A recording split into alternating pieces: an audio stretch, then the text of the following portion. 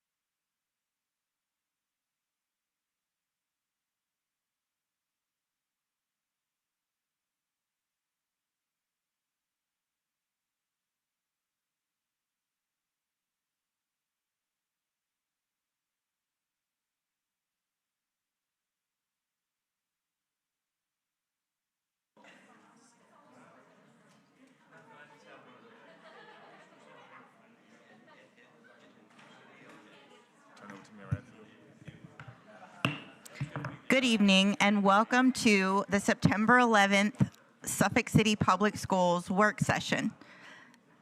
We have now called this meeting to order. At this time, I will yield the floor to Dr. Gordon for our first two presentations. Thank you, Madam Chair. I'm going to call to the podium Interim City Manager, Mr. Kevin Hughes, to provide the school board and our school community with an overview on the Riverbend rezoning presentation, which includes the VDOT site. The VDOT site is a proposed location for a new central office, new school administration office to finally potentially move out of the professional building. I had a quick meeting with Mr. Hughes, kind of gave him an overview of how this entire presentation was going to go. And at this point in time, Mr. Hughes, I will turn it over to you. Thank you, Dr. Gordon, Chair, Vice Chair, school board members. Thank you for allowing us to come today. So I have a few guests with me as well. Mr. Kevin Wine, our planning director, Gary Jones, our interim deputy city manager as well. What we'd like to do is provide you with the facts of the application that's being submitted for first Planning Commission review this month, and then moving forward to City Council as well. And so it has a little complexity to it. It involves what's in the CIP as it relates to a future office building that's been talked about for quite some time. And so we wanted to walk you through the application, what's being proposed there, and just make sure you have that information, and then request to understand where you'd like to be as it relates to this project. So without further ado, Kevin Wine is going to walk you through the application.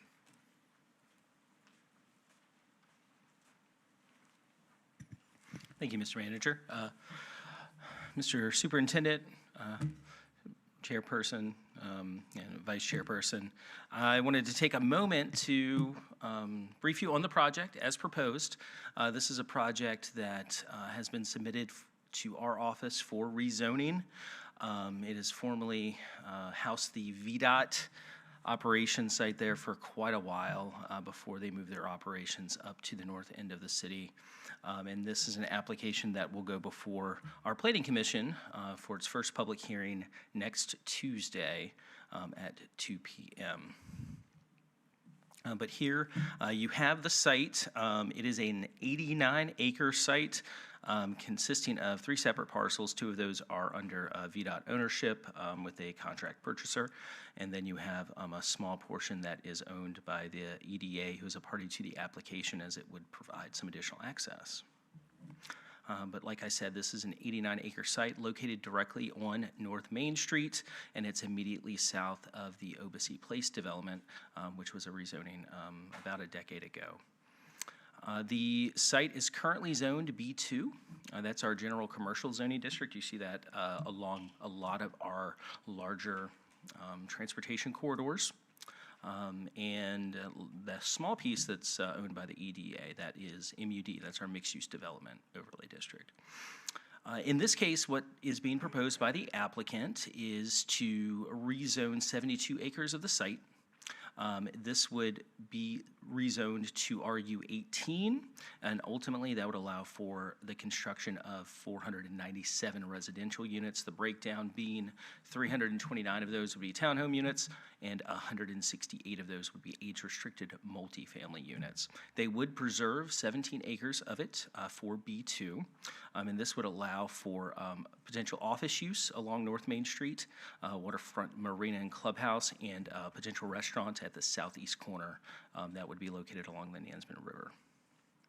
So a few important facts as it relates to what the applicant has proffered in this case as conditions of any approval that they could receive. Architectural elevations, I'll kind of walk you through some of those. Road improvements that they've outlined in the traffic impact assessment that they have provided to the city in support of their application. An execution of a road maintenance agreement with the EDA as it relates to some common space that currently exists along North Main Street. As noted, here are some of the architectural elevations they've provided us. This is specific to the townhome units. Here's some more. This is a product that the developer has constructed up in the north end of the city. And here's some renderings of the multifamily units. So here's the conceptual layout. You can see on the front end of the property, there are some blank spaces. That would be the 17 acres, or a portion of the 17 acres along North Main Street there that would remain commercially zoned. One of those houses, the historically eligible office building that VDOT used to occupy. So as it relates to schools and the impact there, with all applications, we evaluate impacts to the city's public facilities. In this case, well, in general, usually that would have the applicant, should there be a deficit capacity that exists at any school, allow them the opportunity to make a cash contribution towards a CIP project that exists for a school that is in the pipeline. In this case, the applicant has proffered the conveyance in lieu of a cash contribution of the 2.3 acre site and office building that VDOT formerly occupied, valued at $6.27 million for the future use of Suffolk Public Schools admin building. The property would be conveyed, like I said, in lieu of advancing capacity towards the schools. Specifically, this would aim to address impacts to Hill Point Elementary and Kings Fork High School, which should they have proffered in accordance with our Unified Development Ordinance, a cash contribution would have been in the amount of $4.7 million. So in this case, the value of the site and building exceeds this amount. The capital improvements plan, as active, does contain a $22 million project currently as it relates to the school administration building.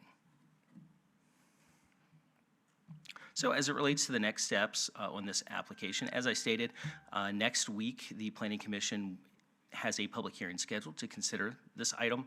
The Planning Commission is a recommending body, so they would hear the application and either move it forward with their recommendation of approval or denial to City Council.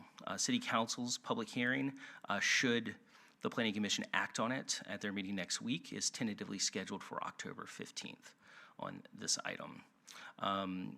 Some information at the bottom of this slide. You can visit our website, that website address in particular, and find all the details associated with this application, including all the supplemental documents submitted in support of this application. That concludes my part of the presentation. I'm going to turn it over to Interim Deputy City Manager Gary Jones, who's going to walk you through some of the capital improvements implications. Thank you, Mr. Wine.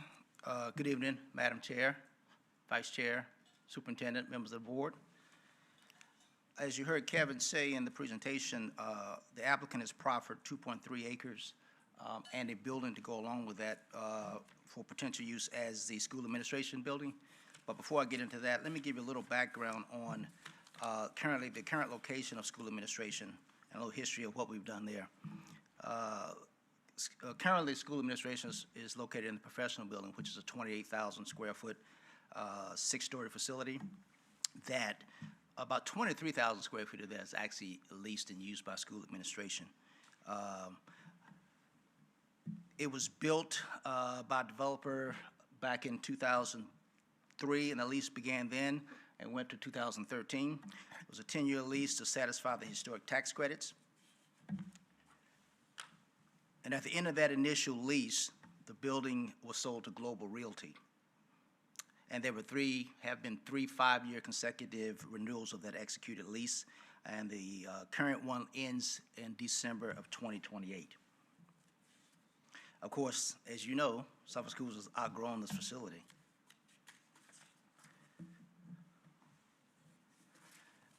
Which brings us to the VDOT property.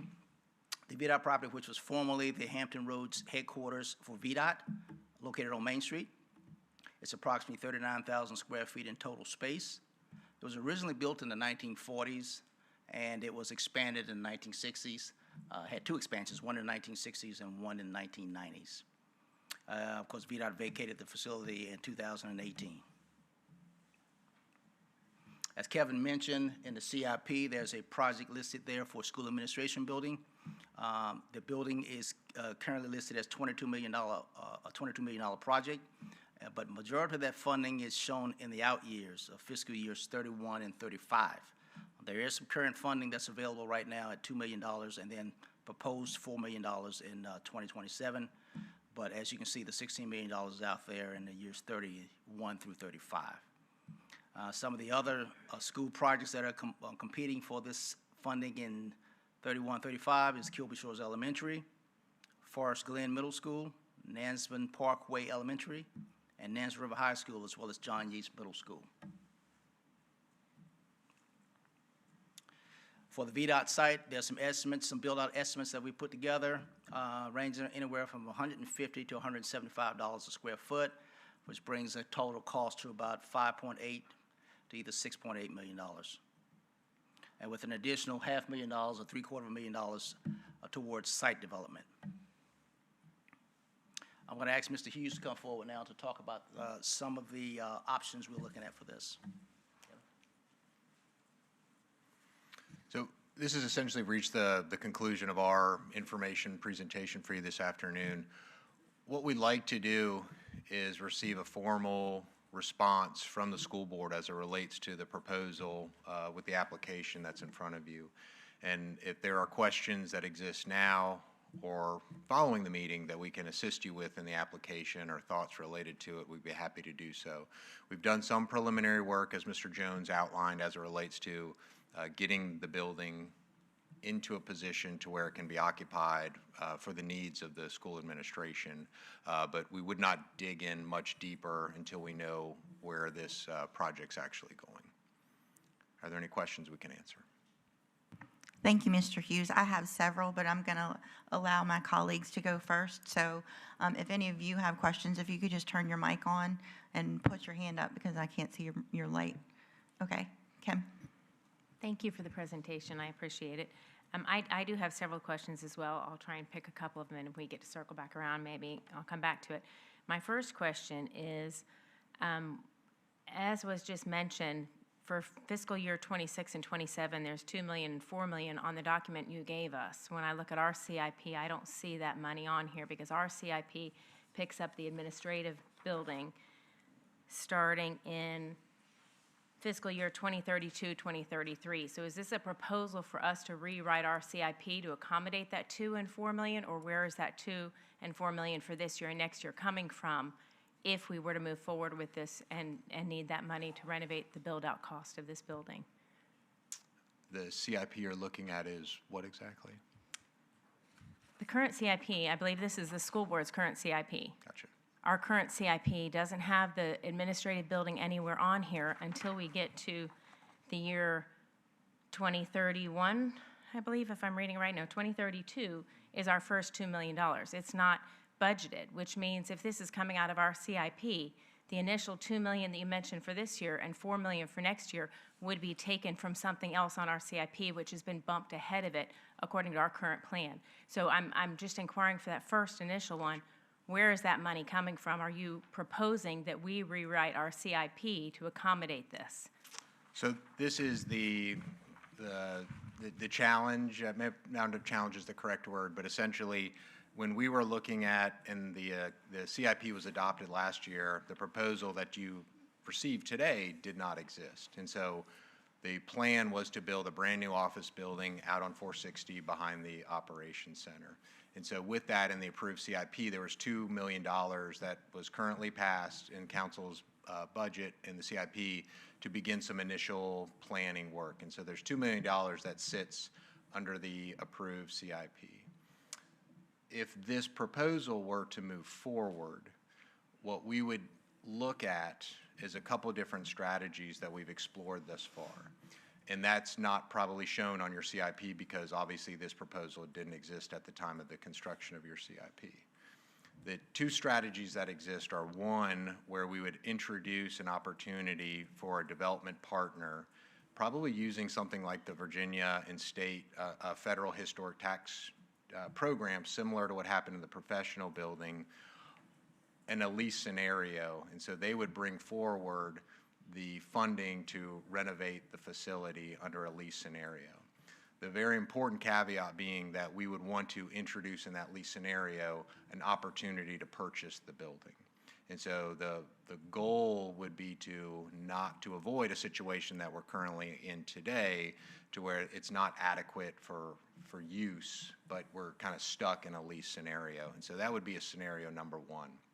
Scenario number two that we'd be planning for essentially in real time as we're putting together our CIP that's going to move forward would be the city putting aside some funding for the renovation of the building at the dollar amounts that Mr. Jones talked about in order to get the building in position for you to move in.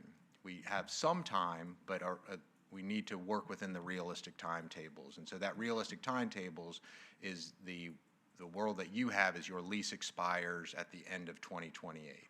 And so that's the deadline that we have in front of us. And so we obviously would need to concentrate on a design effort and then construction followed by it.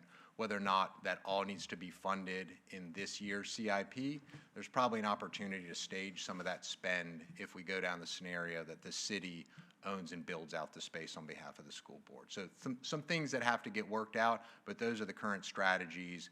Again, if being a considerable term here, if the property is rezoned. May I say one more? Okay, just one more thing. The other thing that was the first thing that was concerning me, that money to actually renovate the building. But the other thing that concerns me is the fact that the proffers would not be going directly to the schools that are going to be impacted, because that is going to the conveyance of this property. And when I look again at our CIP, Hill Point Elementary, Kings Fork High School, they're nowhere even on our CIP. Should we need to make additions or improvements depending upon capacity? So that makes me feel that we're making a decision that this may not be in the best interest of the schools if we're taking the proffers that would go to the schools for their benefit and taking that off the table. So that's just something I'm a little unsettled with. I don't know if you have anything else to shed some light on that might give me a better understanding. I would be open to hear that. Thank you. Sure. So I think ultimately one of the things that we have in our language as it relates to our UDO and the companion as it relates to the CIP is there's always the ability to expand capacity. Obviously not an easy decision, but one of our next projects, depending on where your vote goes on your CIP, is a new Elephants Fork Elementary. Its proximity to Hill Point may lend itself for you to look at what your capacity and your current lines are.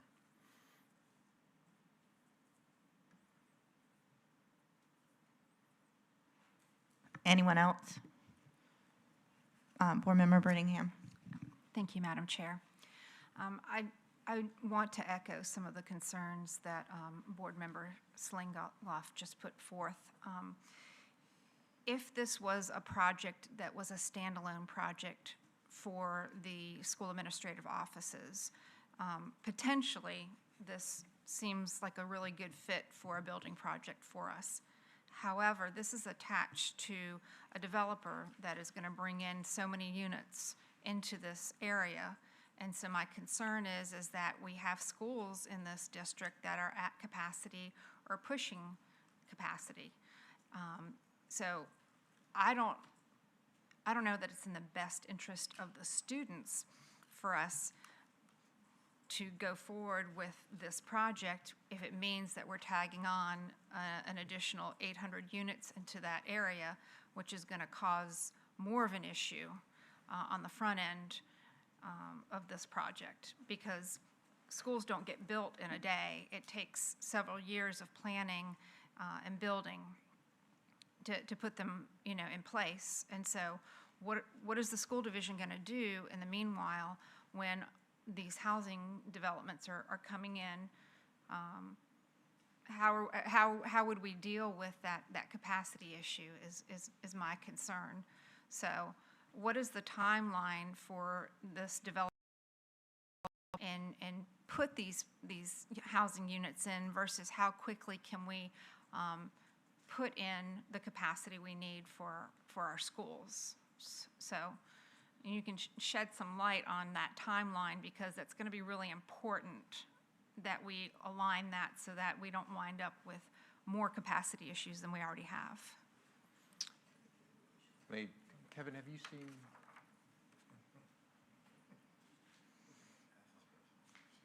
Have you seen a layout as it relates to build out? Have they given you a timeline? So we don't have a complete picture of what that would be. It would probably be a safe estimate to assume, and let me back up a little bit. So if we know that there's a complexity to this.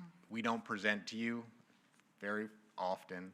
And so that's obviously why we're here. We know that there's a trade and a tough decision to be made.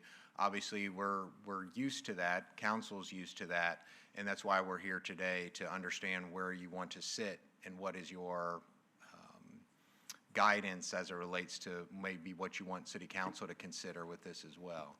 That being said, any development, there's a timeline to it. Obviously, you've got the rezoning, then there'll be plan submittals, there'll be infrastructure construction, things of that nature. And so units would come online. Again, this is under the assumption that it gets approved, of course, which it's an assumption, would be somewhere, I would assume, in the late 26, early 27 time frame. To build out something of that nature, I would assume would be in a 5 to 8 year window. And the economy could expedite it or make it even longer. That's the best picture I can give you at the moment. Okay. And again, I don't build homes for a living. I work for the government, but that's an estimate based upon my experience. I would just want to make sure that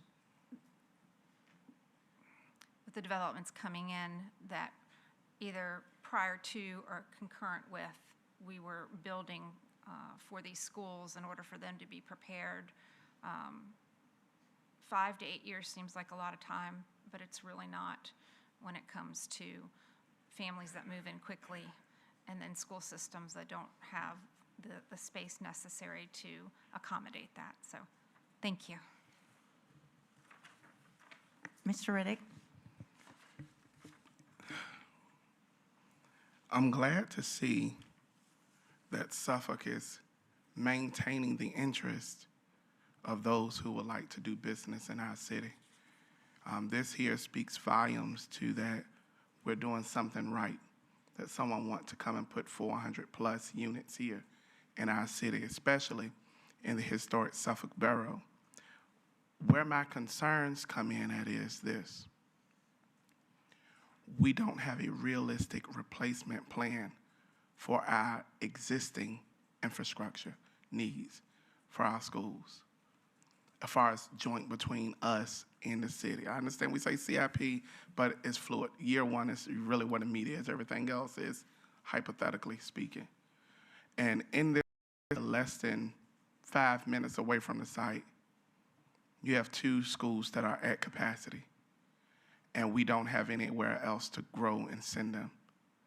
And to me, it comes off, and I'm gonna do a deeper dive in this, but it comes off as if, what happens, let me just ask this, what happens if we're not in favor of this?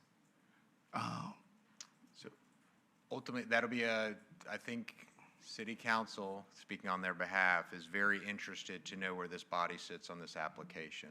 Ultimately, City Council has to make the determination as it relates to the rezoning, but I feel fairly confident, looking behind me, that they're very interested, the members that are here and others, understanding what your thoughts are on this development.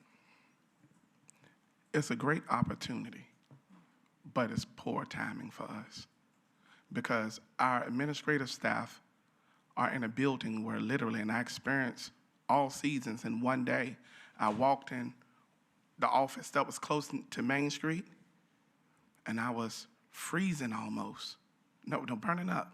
Then I walked towards the front to the part where the parking lot is, and it went straight from ice to hell in just a matter of some steps. So it's very concerning for our staff to continue working at conditions. I've been in the building and heard the rain come down the wall. The building is an old building that we should have been out of. And my perception is we're being leveraged as if If we don't accept this, we may have to keep our staff in a building that doesn't suit our needs. I would personally like to see our city grow, but if we can only build one school at a time, we're not going to be able to grow. So what I would like to see is the city of Suffolk and Suffolk Public Schools revisit and do what we have to do to go back to the years where we built 2 schools at one time. It's possible. We got to do it. Our city is growing. People want to come here, and this is evidence that they want to come. And I don't want to be the holdup in our city growth. But where I am now is I'm going to need a little bit more time. I hope that our board will make a decision on this at our later meeting in September, that we don't, make a rash decision. We'll talk about this tonight. But we have to move Elephant's Fork up. We have to look at the possible expansion at Hill Point. And then let's not forget about Kings Fork Middle School, who's already have a school population greater than a high school, let alone traffic. And when I propose us using this as our headquarters at our joint meeting, it wasn't so that a developer can get the land and now we are in proposition, because that's what it seems like. It was for us to move swiftly as a unit to get the land and move forward. One question and then I'm done. How much would it cost, I know this estimate, for us to rehab that building and move our staff in there before 2028?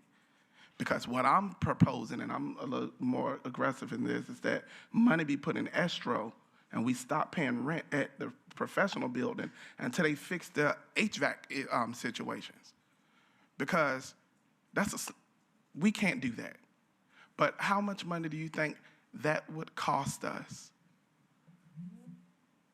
So our estimate to get the space ready is 5.8 to 6.8 with another 500,000 to 750 for site work. And is that something that could be done before 2028? I can't commit to that at this moment. Is that something that we could possibly put out a RFP, and in that RFP, we say we want this project completed by this date. So any contractor who submits a bid for it, they know this is the timeline of the scope of work that we want to see done. Is that possible for us to do? I understand we don't know. It's a lot of moving parts yet, and I apologize if I'm putting you on the spot in any way, form, or fashion, but I want our staff out of the professional building because we cannot renew a lease. We've been stuck in a bad deal for 25 plus years. And it's time for us to exit stage left. So is that something that can be possibly put in the RFP if we should move forward with this tonight? Not tonight, but later at a later meeting or something.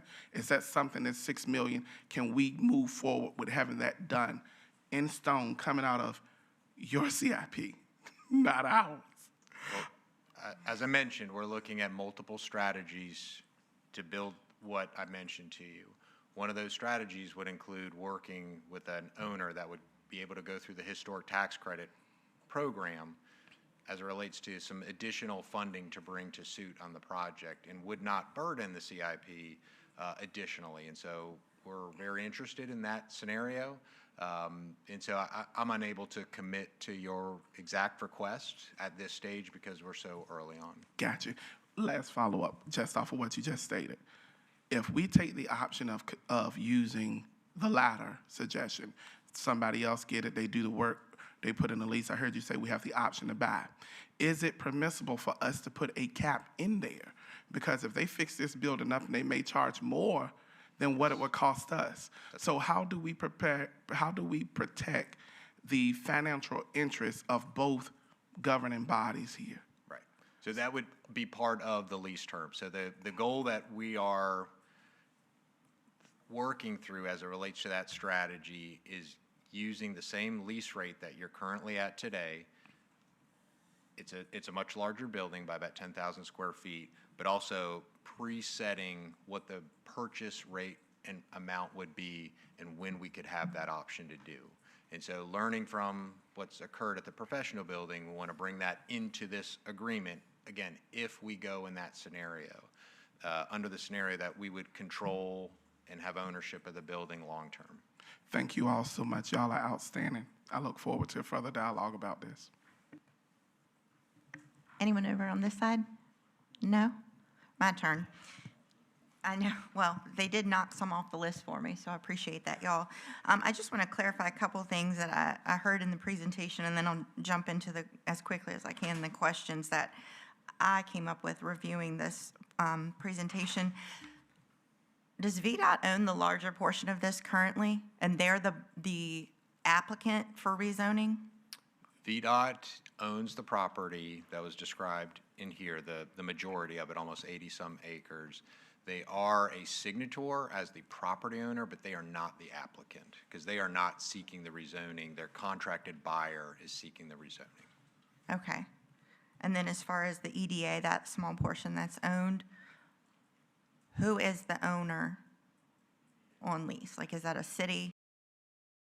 Development Authority is a separate subdivision of the city of Suffolk. Okay. So like I said, some of my questions were answered for me. I guess one question I have here, first of all, what do you mean when you're looking for a formal response? You want an action vote from the board?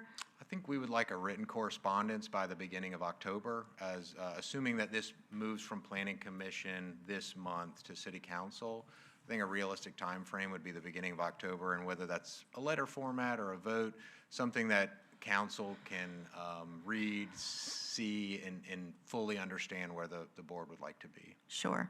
I won't speak for my colleagues, but in my head, it seems this discussion should be extended to our staff as a survey or a poll, and possibly a hearing, a town hall with the community that will be impacted by it. Because initially, when I had a conversation with the mayor about a month ago about getting this presentation even on the agenda, I received the understanding that the effects would be on Elephant's Fork, not Hill Point, and that the plan for addressing the Elephant's Fork impact is already in motion because has been our number one on the current CIP. So it's it changes things for me that now we're saying the impact is on Hill Point, and like Board Member Slingloff said, they're nowhere on our 10-year CIP. And if the proffer that is being recommended comes through in the form of a building and land, that doesn't alleviate the stress it would burden Hill Point with. So it seems, once again, all of you and us are in a no-win situation, is what it feels like. My question would be, technically, per the approved CIP last year, we should be on track to at least purchase land for Elephant's Fork 2026. Is that still, are we still on target for that? We are actively speaking to landowners to identify a site.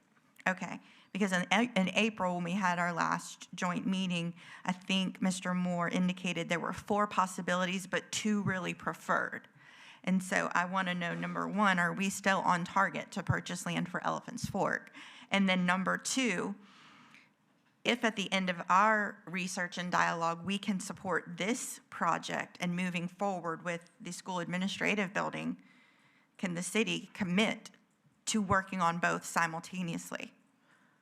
So moving forward with Elephant's Fork as laid out in the current CIP, and also you guys wouldn't want to pay for a lease for another 5 years while simultaneously paying for renovation of a building. So it would seem to me, and I'm not a business person, but it would seem to me it would benefit you all to move swiftly on the renovation of the VDOT building if this all unfolds as perfectly and timely as we all hope. So I know you can't speak for the city, but my question, I guess, to the city, since a few of them are here, is can you commit to working on Elephant's Fork and our admin building at the same time? Because for me, that's clutch in how I order the CIP. Because while I value our staff and have experienced the seasons Mr. Riddick mentioned, I can't bump Elephant's Fork down the list because this opportunity presents itself, and then it gives mental leeway, forgive me, peace for some folks to kick that can down the street even further. So the current strategy would be to, again, as this application didn't exist when we approved the CIP, but the current way of thinking is that we would work on both simultaneously. So it is the goal to have Elephant's Fork, the site found, starting design and building it while working on this project, again, assuming it is approved, so we can time out with the existing lease at 2028 and move into the new facility. I appreciate that. I just want to avoid, like, we get on board with this and then come to find out that's interpreted as, well, Elephant's Fork's now number 2. No, we now would have 1A and 1B in my mind. One last question. Who decides, you mentioned the 2 scenarios, the lease scenario and the city prioritizing funding and owning the building. Who makes that decision if and when the time comes? City Council. Okay. And is my understanding correct that it would be more advantageous for the board, possibly even the city, if they own it outright than if we're in another lease situation? I suppose, yes. I think with the exception being the opportunity or the maybe advantage of pursuing a lease to own scenario frees up that $5 to $7 million for the build out while still going after everything that's in the CIP and continuing to advance the program. So if the lease scenario, would the current applicant be committing to the build out in a timely fashion? No, they are not an office builder. We would go a different route for someone that works in the office environment. Okay, I understand that. I'm just trying to understand how is it that they would assume the cost of it and we would be saving 5 to 7 million in the build out? No, not saving. We would just not be adding that additional funding or competing against it within the CIP. So essentially, when you take out a lease, all that upfront cost is bore by the owner of the property or the group that you're leasing against, and they take that build out and spread it over the term of the program. Okay, well, obviously we don't have action on our agenda tonight. It does require further dialogue and I think input from the people that will be impacted by this most, our communities that will be impacted and our staff who have hanging on in the office building they're in now with Jesus and duct tape. So I don't have any. Madam Chair, Yes. may I ask a question before you move on? And maybe I'm missing something here. When I read the information that was presented tonight ahead of time, when it says the applicant has proffered the conveyance of 2.3 acre site and the office building valued at $6.27 million for the future use of a Suffolk Public School administrative building, that to me meant that the ownership of that particular lot of land and that building would be moved over to the city or to the schools. So I'm confused as where we would have to then purchase it later. Are we purchasing it from the city then in a few years, or what? I don't understand. If the money that's proffered is not going to the schools, it's going to the building. Right. Can you explain that? Yeah, let me try one more time. So the building is in a condition to where it's not ready for the school board to move into. So in order to get it to that position, money's got to be spent in order to do that. We estimated at about, as on the screen, 5.8 to 6.8 with some build out. The funding or the line you're reading in the proffer puts a dollar amount on the value of the building versus the proffered amount. And so it's really not connected to, say, the deal that I'm discussing, but more about the proffer would move from the current ownership at VDOT to the city of Suffolk. But with that, we still wouldn't own the building. So even though it's being conveyed, which to me would be legally transferring ownership over, it wouldn't be owned. So let me walk, let me. I'm let me- sorry that I'm No, no, just you're really fine. trying to understand, because I understand the build-out costs, because with that and the external, it's about 7.5 million is what roughly, when you add it together. I understand that. But if we're giving up proffers and then we'd still have to buy the building later, I'm trying to understand that. And I apologize, I won't ask anymore. No, no, no, I want to make sure you understand, because it, obviously, as I mentioned before, we don't present to you frequently or ever on rezonings, because that's the city council's purview. Obviously, this involves the school board because of this, so it's complicated and it's challenging as well with everything that's on the table. So if we, again, that's only under so let me walk you through the mechanics of it. So what they're proposing through the proffer is to dedicate through a separate parcel this new 2.3 acre land of which the building sits on. And so via proffer, they would dedicate and provide that to the city of Suffolk. Legally, they can only give that to the city of Suffolk because they're the group that's, or the locality that's working on the rezoning, and they can only proffer to. So then you take a couple of strategies. How do we get this building and prep it and get it ready for occupancy? And so that's going to be in that ballpark of the 5.8 to 6.8.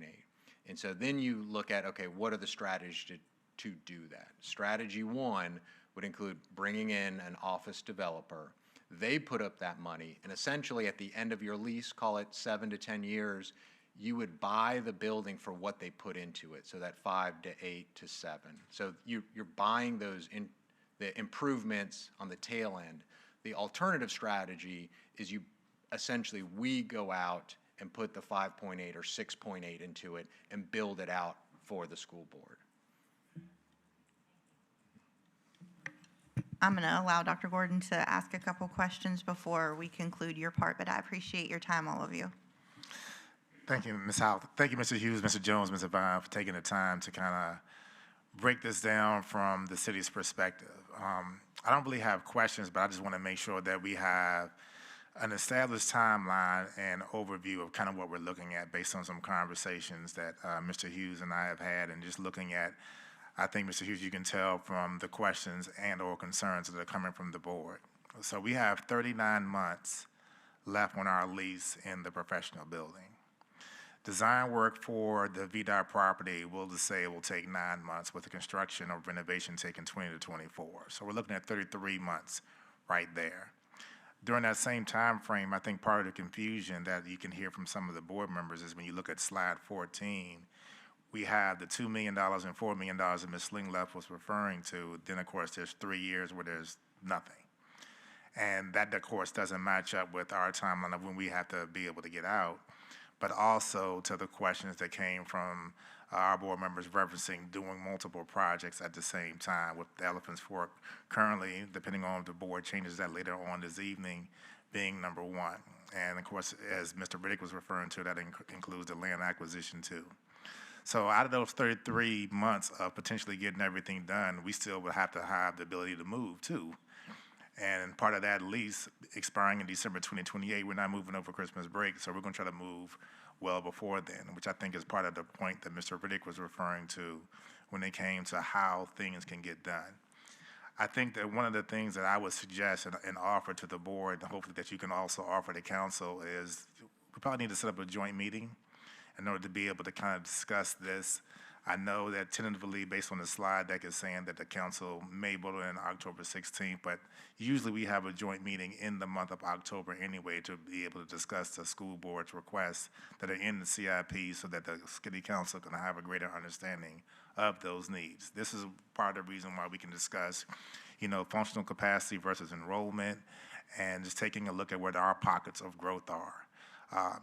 The point that Ms. Howell had made about Hill Point, and I think several of the board members had talked about it, and the point that I made to you when we met, Dr. Miller, the principal there, has kind of showed Dr. Bird and I where that growth was coming from.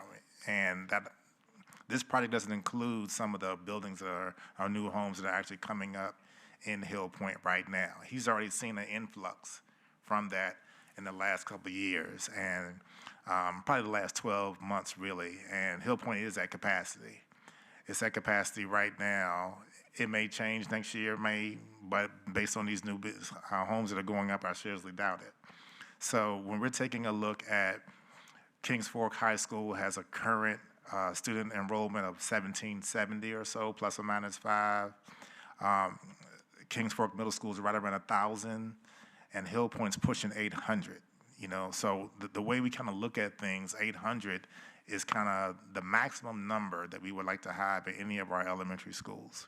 And that's part of the reason why you see on the school board CIP that anytime we're building a new elementary school, we're kind of pinpointing an 800-seat building as the threshold. So, you know, as I said in the opening, I don't really have any questions. My only suggestion would be to definitely sit down and have a joint meeting about this.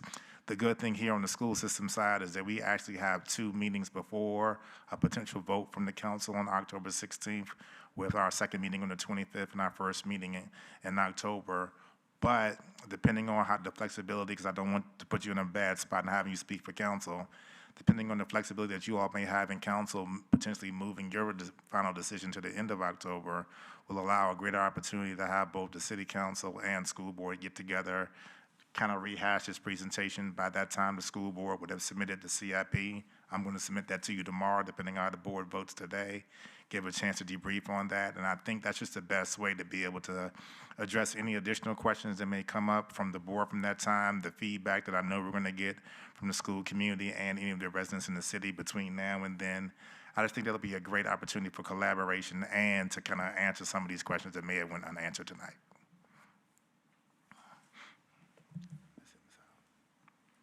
Thank you. Dr. Gordon, next up, I think, is yours. Yes. So on that same vein, I'm going to call to the podium Ms. Wendy Forsman, our Chief Financial Officer, because we're going to talk about capital improvement planning. The school board has had an opportunity to have this information as we presented as an information item last month with the goal of being able to present this information this month. We actually did things a little bit differently this year because we knew that we had some new board members, because we knew about some of the additional projects from the work that Mr. Hughes and his team just presented. We also wanted to be able to provide a 20-year overview of capital improvement projects in the city for our schools. Ms. Forsman and Mr. Napier have also included the age of a lot of our infrastructure within our schools that we want the board to be able to take a look at. And part of the reason why we have put that information into this presentation is because we don't currently have any preventative maintenance money. As we all know, that money is actually being used to fund the Northern Shores Elementary School project, which is part of the reason why you have seen our year-end spending really be focused around maintenance, why you can see as an attachment on our board meeting tonight our upcoming procurements, so you would know many of the major projects that we need to get completed this year.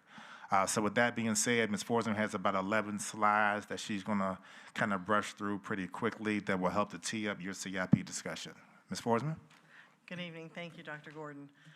All right, so we're going to dive right in. We went back and looked at the oldest approved school board CIP that we could find in the division. We found 2001 being the oldest one on record. So we decided to go every 5 years after that to show you a picture of what were on the CIP requests back in 2001 and the progression of them. So let's start with 2001, and you can see at that time there was a new high school on there that became Kings Fork High School, a new elementary school that became Creekside Elementary. Bear in mind, none of these names were on that CIP. This is just me adding them for the ones that were done. At that time, the request was to renovate and have additions at the 3 middle schools, Forest Glen, John F. Kennedy, and John Yates. And at that time, they were 40 years old. Also, a renovation of Freeney Avenue, which, as you know, we've now moved to Bright Lane, and the city's leasing that building for us, thankfully. A new elementary school in the southern-western area, which, of course, became southwestern, which is why I didn't add that name again. Florence Bowser, a limited renovation of the old Florence Bowser. An addition and renovation of the old Driver School, and an addition and renovation of Mount Zion Elementary School, which you know is no longer online with us, and then a new elementary in the northern eastern area. So you can see those were our projects back in 2001. If we skip to 2005, you can see some of those projects still exist in 2005. The high school is gone because, of course, that project was being completed the next year. Creekside was still there. Hill Point was still there as a new elementary school, or was added as a new elementary school. Robertson and Southwestern replacement, which of course became Southwestern. Nansemond Parkway, a second roadway entrance. Oakland, a second roadway entrance. Some hazardous materials were added at that point. And then you can see a sewage pump station and some other things were added to this at that point. Skip forward to 2005, still there were renovations for several schools, several new elementary, middle, and high schools, a new administration building, and then some renovations and additions at Kilby Shores, Elephants Fork, and Nansemond Parkway. I'll get that out. 2010, you can see here, still a replacement for Southwestern Robertson, a new middle school, Florence Bowser, Mount Zion. I won't read all these to you, but you can see they recur over and over again throughout from 2001, now we're at 2010. Many of these are still on there. 2015, you can see we added HVAC and chiller replacements, a land purchase for the northern end campus site, for a multiple campus site, which didn't come to fruition. And again, those renovations, a new high school. In 2020, again, you'll see that the renovations at that point went away because those schools got beyond renovating. I mean, they just got beyond the age of renovation. And you can see phase 2 for the warehouse for Operations Center, the Northern Shores addition, College and Career Academy. Some of these look very familiar to you because they're still on there today. So you can see that at that point there was a downtown elementary school and the addition to Nansemond River High School. So fast forward, the one we're turning in a couple weeks, I hope, is the one for 2027. And currently these are the projects on there in no particular order, but just these were the projects on there.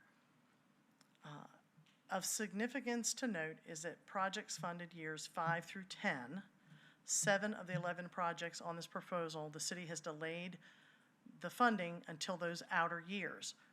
Again, this is a 10-year plan with 1 year in renewals. Every year it changes, right? But they're a 10-year plan of what we'd like to do.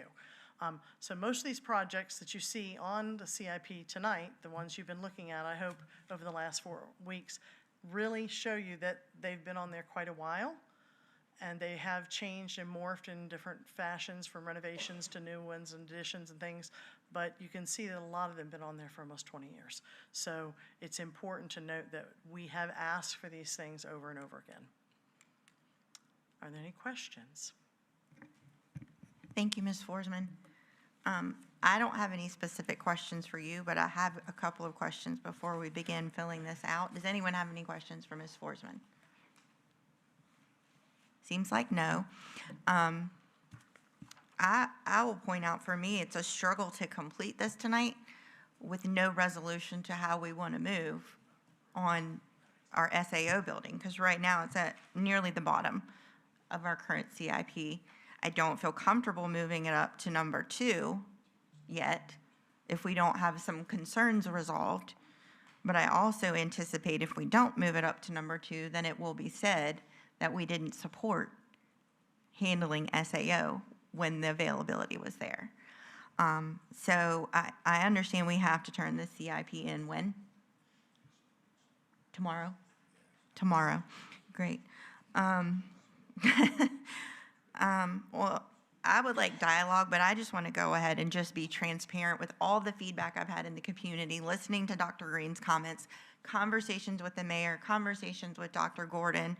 I'm prepared to keep Elephants Fork number 1 and hold that accountable to like moving on the purchase of that land. If we could turn this in later, I would be comfortable putting SAO as number 2 because they have verbally committed to working on them simultaneously. And that was important to me, that one wouldn't derail the other.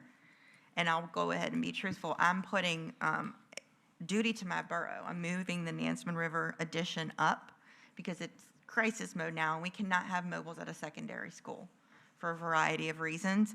And I would remind you all that all of us have students at all of the high schools because of our specialty programs. So there are students in the Whaleyville Borough and the Suffolk Borough who attend Nansemond River. and there are students in the Nansemond Borough and the Sleepy Hole Borough who attend Lakeland. So it's another struggle for us. But my top priorities right now are Elephant's Fork. I don't want to say holding the feet to the fire, but I will. And then Nansemond River Edition. I don't feel like I can speak to the SAO priority because I haven't heard from our staff how they feel about it. And we haven't heard from the community that's going to be impacted. Anybody else want to dialogue here so we can hash this out? Mr. Riddick? I agree with you on this situation. If we are going to solve our dilemmas that we have, Elephant's Fork cannot be moved at all. I would like to see it sped up on the timeline. My opinion is taking too long. We put out RFPs, we set the scope in which they get back to us and how long it should take. And we just got to stop being so lenient with our contractors or whomever that is building these things. We want it done sooner. I believe that our city council will fund, I wish they were still here, but I believe that they would fund us if we move it up sooner. You don't have not because you ask not. We never ask, let's ask. I do agree. Nansemond River the expansion needs to happen. Let's move that up. And I'm not talking about Elephant's Fork or Nansemond River or a new central office or expansion at Nansemond River. I'm talking about using commas and the conjunction and. I would like to see all three of those projects done simultaneously because as Ms. Forsman's presentation has shown, this stuff has been pushed down the road to the fact buildings are no longer in a point of repair or no longer being able to be replaced. And if our city is going to continue to grow in the residential areas, we have to have the educational infrastructure in place. And you can't just do elementary without addressing the situation at Nansemond River. And you can't deal with just the schools if we're not going to address the situation going on with our staff. That's why I stand with it. I do ask that Dr. Gordon look into, don't get me after this, but I'm going to say it, look into parting out other locations for our staff to go. If that means some have to go in the SunTrust, some have to go in this building, but spending $500,000 for a building that's inadequate, it's not right. It's a waste of taxpayer money, and that's all I have to say about the matter. Thank you. Anybody else? Madam Chair. Yes. Appreciate it. Dr. Gordon, just for my understanding, I know the chair asked about trying to delay this. Why are we doing it like this where it's tonight and it's due tomorrow? So historically, the CIP from the board has always been voted in the September meeting. And that was part of the reason why we provided these attachments to you all last month to review, to try to be able to have kind of a heads up on a discussion. Now, the only reasons I would request that the board did have a vote on tonight is because even after the vote, with the Planning Commission meeting soon, they're going to take a look at what you guys have asked for. And then the city has already scheduled us with the assumption that the board was going to occur to come in to have that CIP discussion with members of the Planning Commission. So I don't want to be able to speak for the board if action hasn't taken place. Mr. McGee, if you wouldn't mind, I want to kind of adjust something that Mr. Riddick said before I come back to you. So I would love to do what you suggested, Mr. Riddick. The problem is we don't own the ability to go out and find the land, right? That's going to be a whole city thing until construction actually gets underway. As soon as construction gets underway, it's us. But until that point, everything is still under, there's really no other better way to say it than city control. The selection of that Elephant's Fork site has to happen very quickly. Like that needs to happen. And I know that some things have fallen through in some of the sites that the city was looking at, but that land acquisition must occur because we can't do any design work until then, right? And so one of the things that I do want the board to keep in mind, if you look at the current totals that were adopted in prior years. Remember, the city has that $35 million debt threshold. Mr. Hughes and his predecessor, Mr. Moore, always stated that they were comfortable being able to use cash reserves to add to a project. However, we never know how much those cash reserves that they're going to add. We're going to give the example that our elementary school right now is, we'll say 53, 55 million. A middle school, you know, we just did JFK, and that's 75, but it's probably closer to 80. And we've seen high schools that are being built for 180 and $210 million because of the size of the space. Now, since we were talking about Hill Point last presentation and taking a look at how things are being done now, using Northern Shores as an example, one of the things I shared with Mr. Hughes was an expansion at Hill Point would probably be $15 to $19 million. You know, and whatever site that the city chooses, the number that Mr. Napier has recommended to us for an elementary school is 20 acres. So that's what the city has to be able to find, 20 acres. And to Mr. Riddick's point, the infrastructure for the roads, turning lanes, and all of those things have to go into play. So part of the reason, Mr. McGee, why I had suggested a joint meeting is because after you all make your decisions, the council needs to hear your reasoning behind it. And that also allows, if there is going to be an education committee meeting or if there's just going to be an agenda being set, that also allows, you know, the mayor and the chair and whomever else to be able to kind of hash that out to see what's going to be discussed. Again, I did want to just remind the board that we have, as one of your attachments, the HVAC system, roof systems, those types of things that we're fixing. Like we're literally fixing right now. Anytime that Ms. Forsman and Mr. Napier and myself kind of get together and try to figure some things out. And that doesn't include, because remember, we really still don't have money that's set aside for sinkholes. One of the things Mr. Riddick did say was about staff being in multiple places. So I gotta, you know, some of our staff was in Booker T. Remember, that's why we had to move them to the Innovation Center. We have staff that's in Kings Fork Middle School. You know, we have staff in several buildings across the school division because there's just not enough room. So I didn't want to leave that out too. I'm sorry for the long answer, Mr. McGee. No, I appreciate that, Dr. Gordon. No, I agree. I appreciate all the feedback from Mr. Riddick with your experience and Chair Howell. Some of my concerns right now, you know, regarding this rack and stack Kilby. Some information was brought to me that they just recently had a fire marshal inspection, and there was a lot of negative findings with that school. One of them being that the classroom doors are made of paper. They're not made of any material to stop a fire. That was very concerning. And there were other electrical issues that were discovered. What are we doing to address those, Dr. Gordon? So we have a new fire marshal that is looking at things a lot differently than every other fire marshal review that we've had in the 6 years that I've been here. Kilby Shores had a hallway that was converted to classrooms when the area started to grow.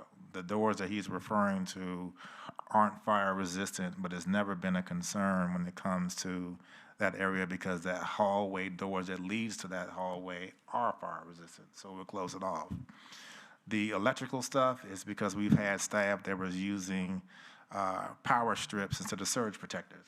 That's already been remedied. We've also got some different stories coming out about what percentage of things on the walls or hanging from the ceiling, if it's 20% or 50%, that needs to be fire resistant. We were flagged for having curtains that on the curtains themselves say that they are fire resistant. So I've had a good conversation with Chief Baraki. There's going to be a meeting that's going to be set up with Dr. Brown, Mr. Napier, the fire marshal, potentially myself and the chief, because some of these requests that are coming in are, we just don't see the reasoning behind them. And then I'll give you a great example. One of the things that popped up, Mr. McGee, is that we were told that every one of our schools need to have the address written out front on the school. And my first question was, why? You already have the GIS system that says where it is. You know, do we now need to put a sign up saying that? I mean, those are just some of the things that we had some questions about, because now there's a second layer of a walkthrough that will occur in our schools after hours, not to interfere with, you know, instruction. But the main conversation I had with Chief Iraqi, all of these things took place during the first week of school. Like, the timing of it was just amazing to me. So the concerns that you heard about at Kilby, we saw the same concerns at every school that was inspected by that fire marshal, every single one. So some of those things, as I said, the surge protector piece, that's already been remedied.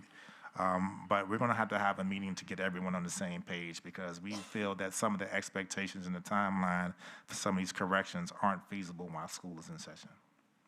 Thank you, Dr. Gordon. I have no further, Madam Chair.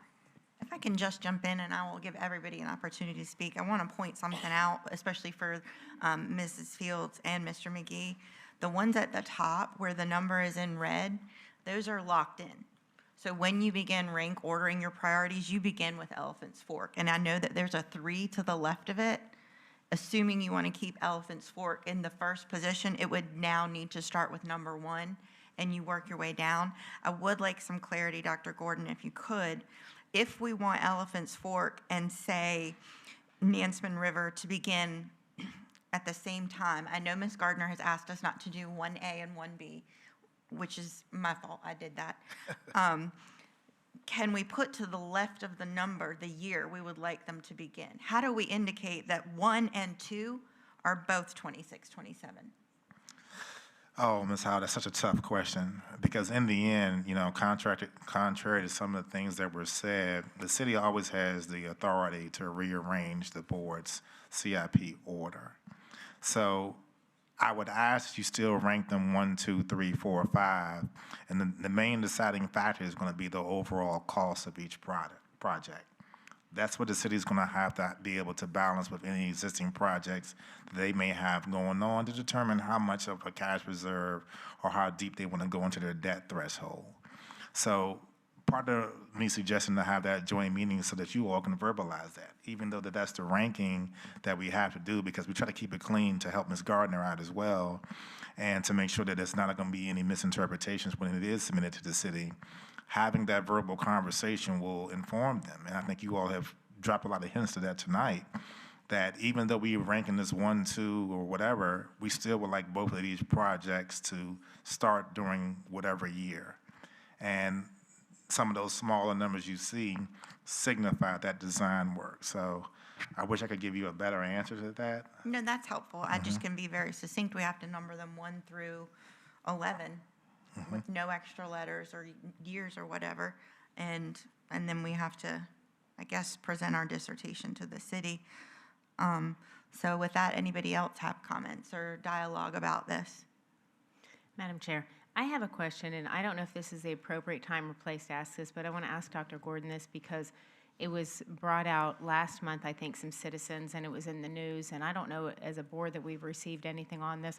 But Dr. Gordon, is there in fact an additional $12 to $13 million that we are getting from the lottery money, or is that already in the budget? Can you address that? Because that's gone around, and I don't think we've talked about it. And I'm curious, I mean, if somebody can explain if it is, where it has panned out, because that'll help us to help the public to understand as well.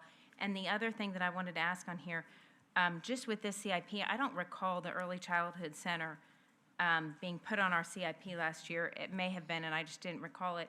But it's marked as number 11 on here, but the timeline for that is moved up ahead of some of the other ones that are marked ahead of that. So if anybody can give me a clarity on that, I'd appreciate it. You want to go first, and I'll chime in with the other part that Ms. Lingley asked about. Sure. All right, so the lottery money is absolutely in our budget. It's part of balancing our budget. However, what you need to understand is that what is in the lottery money, what the state expects us to fund with that money, is already defined, okay? Pre-K is part of that money. Textbooks in the past have been part of that money. Remedial summer school in the past has been part of that money. That money is defined for us by the state, with the exception of a set of dollars that is put in there to help us with the funding cap for support staff. So again, it's pretty much all laid out for us. I've got calculation tools I can certainly provide the board to show them where the state lays it out as what's lottery money, what's categorical money, and what is basic aid money. And they pretty much tell us what to do with it. And it's part of the overall budget. It's not extra money. It's not above and beyond what the state should be giving us. The states absolve themselves for paying for certain programs by putting them under the lottery money and saying it's extra money. And that's how it's been for years. The Early Childhood Center was part of a discussion, you're right, Ms. Lingleff, where it wasn't actually voted on. But here's the reason why it's on the CIP. If the board gets what they want and that multiple projects are occurring at the same time and Elephants Fork could potentially be completed, because right now, I think it wasn't going to be completed until, 2030 is when it was going to open, 2029, 2030. I think the board has made it clear to us in your conversations, not a specific action, that we are not as interested in giving up our schools. So if we were to keep that building, part of the reason why we put our early childhood center at Elephants Fork is because it would be centrally located. The good thing about that is all 11 of our elementary schools have early childhood. If we were to pull, especially the ones that are located in the central part of Suffolk, those early childhood classrooms out of our schools, we've just increased the capacity. And so we want to be able to keep that there for that option. Now, that means we have to do some renovations because we have to have a bathroom in our early childhood classrooms, as an example. But that is something that we would like you all to take a hard look at and thought about, because we know Dr. Pichon has a waiting list every year of people that want to enroll in early childhood. And we only have X number of seats, and the state only funds us X number of seats. But this would give you a lot more flexibility. It would increase your capacity, more than likely at all 11, but I can think of 7 right off the bat that it definitely would do that at. So that's something for you all to consider. We are really interested in doing that because we know that the city is going to continue to grow, and having a central location would also help us out for transportation to those places as well. Thank you, Thank you, Board Chair Howell. Also, Dr. Gordon, on that note, you just said that it was going to help transportation. Would it not increase the transportation need if we're moving all the early childhood education to one location? I mean, aren't they? And then I have one other question. Well, I think it all depends because, where your kids are coming from is going to change every year, but it's also easier if we have all of our buses going to one location instead of going to many. So, it's hypothetical right now, but that's something that we believe would be a benefit overall for our school division as a whole. Thank you. One last question.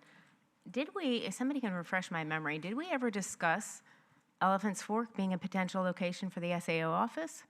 I mean, renovating that building for the SAO? Because if we're moving out of that school, and maybe Mr. Riddick will remind me, but I'm wondering the capacity to turn that into an SAO location, an administrative office, and maybe perhaps SAO and some early childhood elementary. I don't know how large the campus is and how much space we would need, so. Madam Chair? So that one really hasn't come up. The options that we've looked at and that we've discussed publicly was putting SAO at the Operations Center, making that the new Phase 2, putting SAO at CCAP, because we know that we have the land space there. Having the school administration office and potentially early childhood center on the same site, using that Elephants Fork site as the footprint will be extremely challenging. Parking is going to be your biggest issue for that. That isn't something that has popped up because we know, depending on how long it would take for renovation for that building. And I think we more than likely will have to add on too, because we have 600 and some students at Elephants Fork, but that includes those mobile units that are out back. I think Dr. Pichon, please correct me if I'm wrong, I think it's like 400 and some in early childhood right now. Is that correct? So we basically have capacity right there at that school before we even put any adults in it. And the early childhood classrooms are also smaller than our normal 25-to-1 as well. So that one may be a challenge, Ms. Lingleff.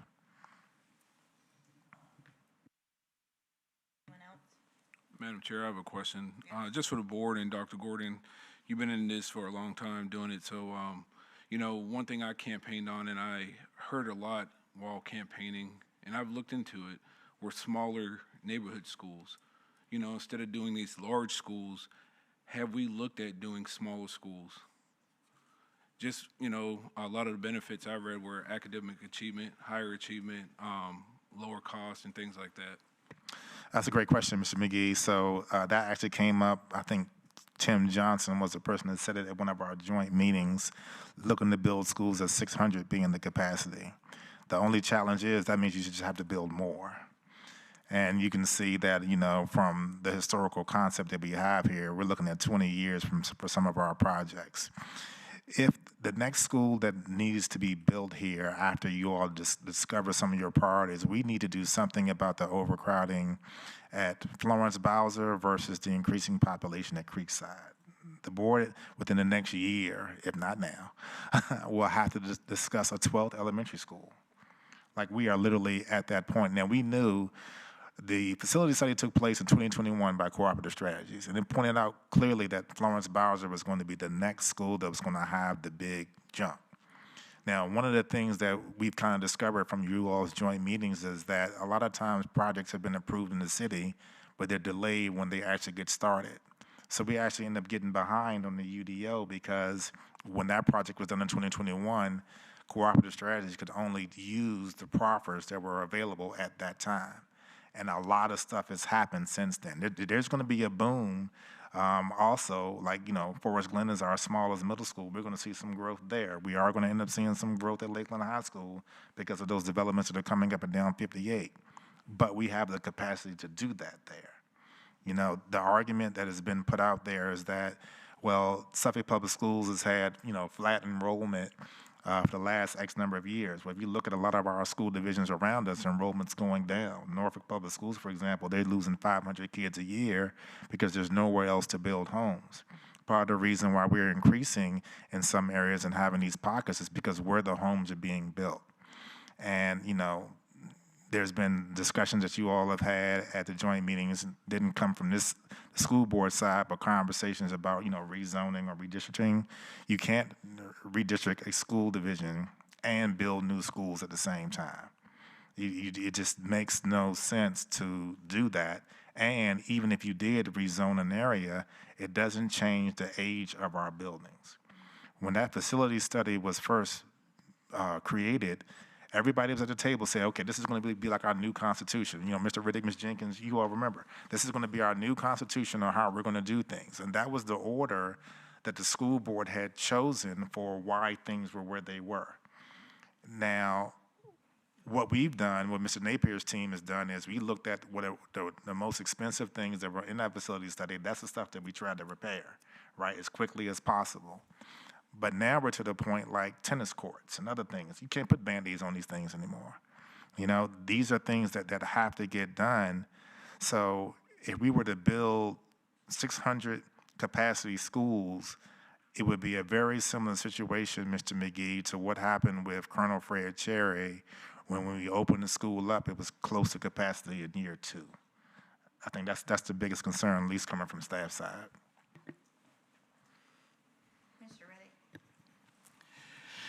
I got a question. Looking at the CIP and looking at what we need to do, we need to suggest building schools at multiple times. Is it permissible, I believe it is, but I want to be certain, that, for an example, the one I have Elephants Fork #1, Nesman River Addition #1, School Administrative Office #1. My #2 is the Early Childhood Center at Elephants Fork, also Kilby Shores Elementary Schools #2. And then I have Nesman Parkway as #3 and #4. Is it permissible that way? Because the reality is we did it before.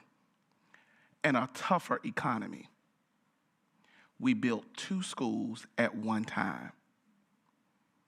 And the longer we draw this out, it was $15 million for an expansion at Nesman River. No, it was a little cheaper than that. And now we're looking at $42 million, which was the cost of an elementary school 3 years ago. So we don't have the time to wait. We don't have the money to. wait.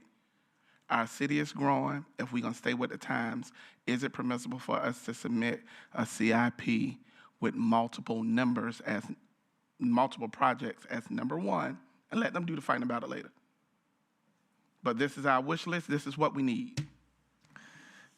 Madam Chair, I think that's just gonna, you kind of asked the same question that she asked. You just worded it a little bit differently. I just think that's going to be challenging to come up with that clear order that Ms. Gardner can regurgitate back to you all. In the end, it's going to be the city that's going to say, we will invest X amount of dollars in the school division's capital improvement plan for that year. Mr. Rick, you were exactly right when you said it was 1 year renewable, right? They're going to take a look at whatever your top project is for that year and say, this is how much money we're going to invest in whatever project it is. Now, I think one of the good things that I do want to remind you all of, all right, so we're 84% complete on John F. Kennedy, right? Thank you, Mr. Napier, for sending that to me today. We are going to have a presentation on the Northern Shores expansion at our next meeting, so you all can hear an update from RRMM. So we already have those 2 projects that are going on that the city is actually paying for. So even though the board is already chosen and those projects are underway, I'm concerned that may also hamper them doing multiple. Now, all of you all are exactly right where it was done in the past with, I think it was a Southwestern Interior or Florence Bowers Interior, I always get the order confused. They have to be able to commit more money to the school CIP. I mean, that's the only way it can happen. The one thing that came out of that presentation that Mr. Hughes said, part of the reason why they had that $22 million on there and it's $7.5 million to get it done, that saves them 15. So that 15 that's quote unquote being saved should be able to go to another project that the school division asked for. That would be something that I would recommend that the board brings up with council when that joint meeting discussion occurs. So I believe we can still send multiple projects, and if we have to put a caption as to what we want on the side, then that's just what we do. But my recommendation is tonight, board, is that we submit the following 3 as number 1, Elephants Fork Elementary School, the addition at Nansemond River High School, and the school administrative office. We don't have the time to wait. The other stuff is fluid. They can change that. Site plans or whatever need to go ahead and begin, and we need to put a shorter timeline on the architects to get back the site plan, the contractors to build the buildings. Thank you, Mr. Reddick. Give me 1 second before I lose it. Ms. Gardner, if that's what the board wanted to do, can you help us articulate how we could make that an easy way for you to record? If that's the consensus of the board, that's not a problem. It gets a little convoluted when board member A wants 1, 2, and 3 to be one thing. Board member number 3, 1, 2, and 3, something totally different. Board member number 4, 1, 2, and 3, something totally different. Yeah, I So understand. if the consensus is Elephants Fork, where is it? Elephants Fork, Nansemond River, and SAO, that's not a problem. Then we can go on with 3, 4, 5, and whatever from there. Okay, thank you for that input. Obviously, we can't come to a consensus during the work session because we don't have an action item here. Board Member Brittingham. Yeah. So just clarity on that from what your question, what Ms. Gardner said, and your suggestion, Mr. Riddick, are you all saying that y'all will group those together? Is that what you're saying? You just group them all together? Is that what you all are saying? Okay. I just want to make sure I'm clear too, so I can help explain it later on. Thank you. Board Member Brittingham. Thank you, Madam Chair. So in order for me to be in agreement on the school administrative office construction, I would need to have clarification that is a separate project altogether away from the developer putting in units on the ground. So I know that the city came in and explained to us that there were some options. I would want to make sure that the board was moving towards the option of, we're just asking the city to renovate that and not tag that along with the additional units, because we're bringing in capacity issues when we do that. We're muddying the waters with that. We have a need. Let's deal with the need and let the city know that we're not in a position to want developers to come in and bring more housing units in until we can get capacity issues under control in that part of our city. It's my understanding that it is no longer a separate option for just the city to purchase VDOT. It's either all or nothing. That's my understanding, that it has now been woven into this project as a whole. And so it's not an option anymore. It was an option a year ago to just look at VDOT renovations, and now it isn't anymore. So how are we as a board going to deal with the fact that we are going to sign off on those additional units and we are still struggling with capacity issues at several of our schools? Like, how can we in good conscience say, yes, let's renovate the VDOT building for our school administrative office, but oh, we're going to have to take in all these units that are coming in, but potentially are going to bring further capacity issues in play into schools that are busting at the seams? Yeah, I don't think that we've come to that agreement necessarily yet, because we haven't had an action item. And also we haven't offered to give a response to the city before the beginning of October anyway. So to me, it's the frustration is this is a separate assignment, but Right. it's woven in with, what that, like, can we submit this in with SAO at the bottom, then negotiate and discuss further with the city, and then if we give a formal response in support of it, have the tagline on there, like, this SAO now officially becomes, right behind Elephant's Fork, or simultaneously. Because it seems like we're going to submit this, but none of us are solid on SAO yet. Right. Go ahead. I have Yeah, go one ahead. more, I'm sorry. I'm sorry, thank you. The other comment that I wanted to make, looking at the facility summary that was given to us, we have 1, 2, 3, 4, 5, 6, 7, 8, 9 buildings that are in the 30 to 50 plus year range.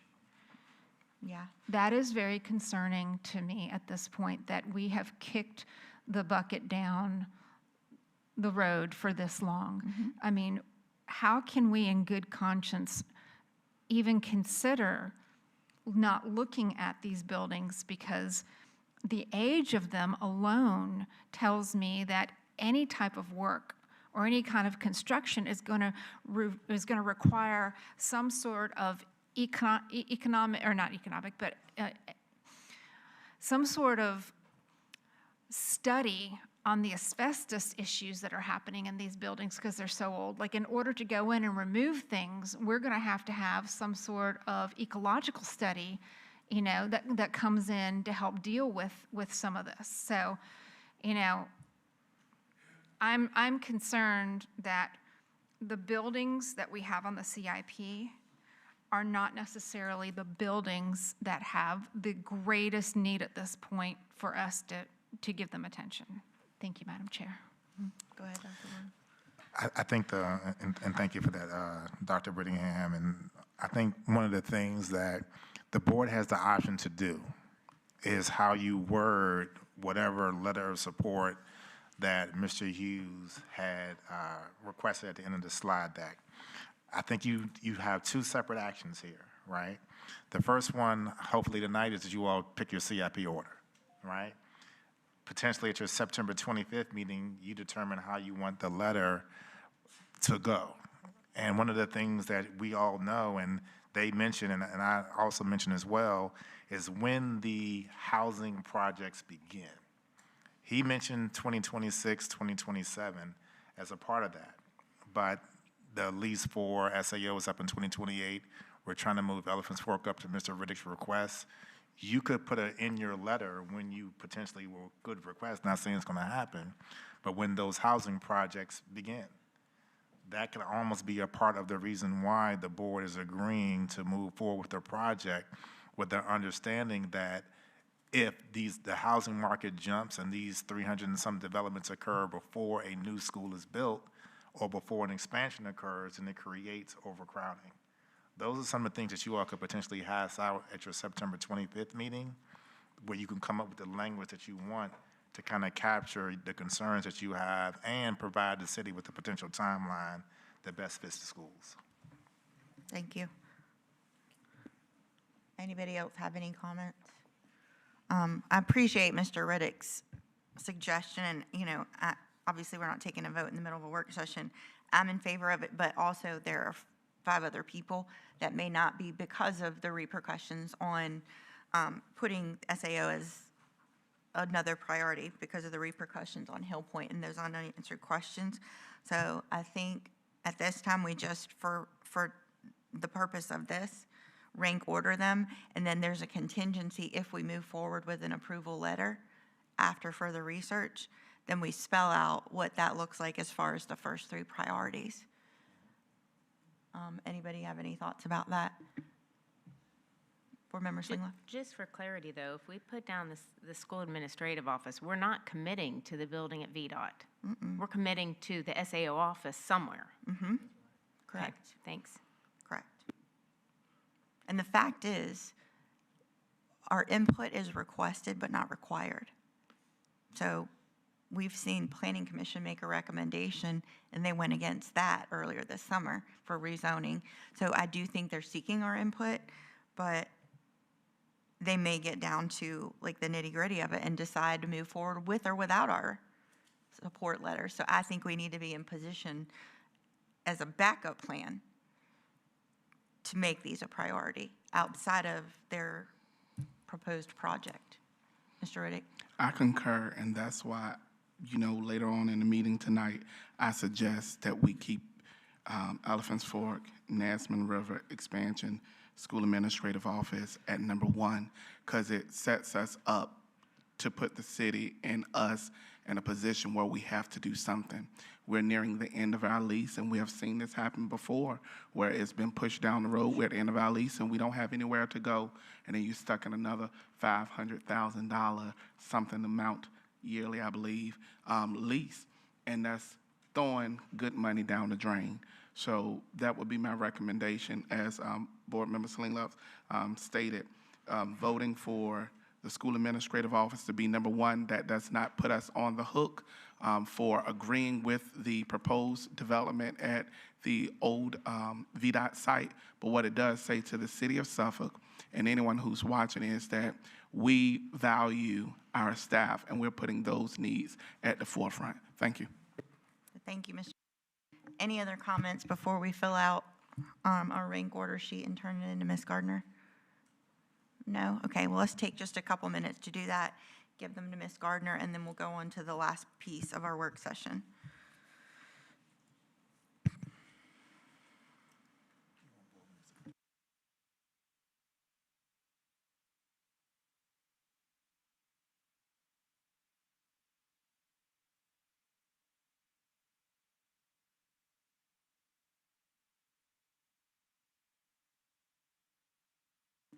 As a reminder, please put your name on your CIP ranking.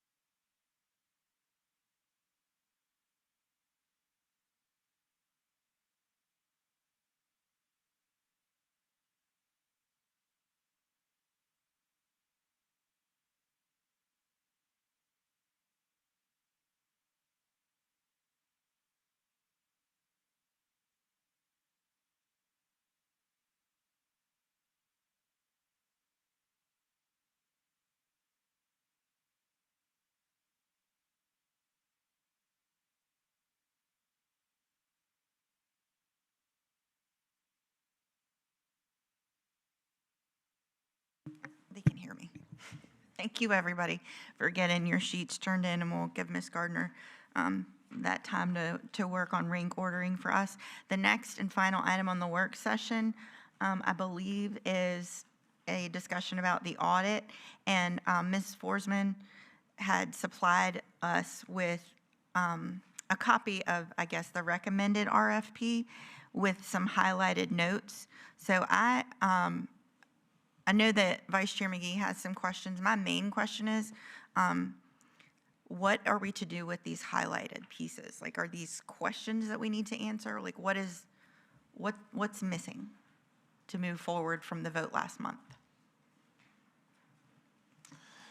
I'll call to the podium Ms. Forsman to give some background. From the conversation that we had, this was actually put together as a sample of potentially what a scope of services could look like. And one of the concerns that Ms. Bates had shared with Ms. Forsman and I was there needs to be more specificity to it all, and to ensure that things were clearly laid out. So Ms. Forsman, Ms. Howell is talking about the highlighted areas in yellow as examples with some of the things that potentially the board would either need to provide feedback on or to be more specific. Do you have it in front of you? I do, but mine's unfortunately black and white, so if you could just point me to one of the lines and I'll help you out. I'm Sure. sorry, I didn't realize it was black and white. I think she's good. Page 3. Page 3, Section 1, Scope of Services. Ms. Bates had highlighted the 1 through 5 under general requirements. The fiscal year under scope of work, those are to be confirmed based on the conversation and discussion that the board had. On page 4, under letter B, number 7, we have, in a couple of places we have et cetera. So one of the questions Ms. Bates had is, would it end at number 2, for example, or would there be something else that the board would want to add in number 7 as an example? Looking at section 2, Ms. Forsman, on page 6, the proposal requirements, that whole section there, letters A and B, all the way, really the whole entire section, section 3, the board would have to give us feedback on the point system that you all will want to use for the rubric. And let me see. Yep, I can see some of that now, so Yeah. it's a little bit darker shaded. So the areas that she has highlighted are areas that she's put what she thinks you wanted in there. She wants to confirm that's what you want. Some of the items, for instance, the contract term in number 4 on page 3, she didn't know what your contract term was going to be because it wasn't indicated in your vote or any discussions that you had. She went back and listened to try to make sure, but could not come up with a contract term of when you'd want that. So you would need to decide that. You want to make sure that your general requirements of the scope of services on that same page, that each one of those matches what this board wants, because you can't change that after the fact. Okay, once you've sent this out and it comes back, that is what you're saying you want. If you deviate from that, then you're deviating from what you've asked for, and then there's a whole another set of issues that comes with that. So she wanted to make sure that this is exactly worded the way you want it to be worded and exactly the requirements that you're going to have. For the scope of work, you can't have et cetera. You have to give a specific scope of work. Et cetera isn't specific enough. So where you have on page 4, item B2, letter E, it says et cetera, and just above that on D, double I, it has et cetera. You need to have either something specific or take et cetera off. Going further in on page 6, the proposal requirements, again, the board wasn't very specific in their discussions about what they're going to require from the people who respond to the RFP. This is what she's put in here, but she wanted to make sure that this board was in agreement with those things before anything goes out. Section 3 is extremely important because when this comes back and whoever responds to this, this board will have to decide on a committee, on some group of people that are going to look at all of the respondents and evaluate them based on this rubric on section 3. If you don't agree with the points or agree with what's being evaluated, you need to decide that before it goes out. It has to be that this is exactly how you evaluate someone that responds. So if this is not something, if one of these items or the way that it's the points are done, you don't agree with, you need to tell us now before this goes out, because when it comes back, it has to be evaluated on this way. And this is done by a group that you all decide who does that, not us. So this is why we're coming back to you. I think that's the bulk of them, Dr. Gordon. We got terms of agreement, Ms. Forsman, at the top of page 9. Thank you. Page 9. If that will be during that year, I can kind of interpret some of these. And Ms. Forsman, if I'm incorrect, please Sure. chime in and No. let me know. The board will have to determine the window of time, the calendar year or fiscal year, however you guys want to do for when this will start and potentially end. Correct. Let me see. I think that might be, that's it. About all. I couldn't see anything else Yeah, that looked like that's it. And again, you know, I would caution as you look at the scope of work, and this is just my looking at the scope of work, specifically for P cards, you're looking at about 12,000 transactions. You're asking someone to look at every single one and every single invoice. That could be very costly. And I just would warn you that you may want to put a threshold. You know, do you want to see every $4 item? Or do you want to put a threshold of $50 or more? Again, not trying to limit what you're trying to do, but just kind of be practical. If you're looking at about 12,600 transactions, that's an awful lot to ask somebody to look at every single one.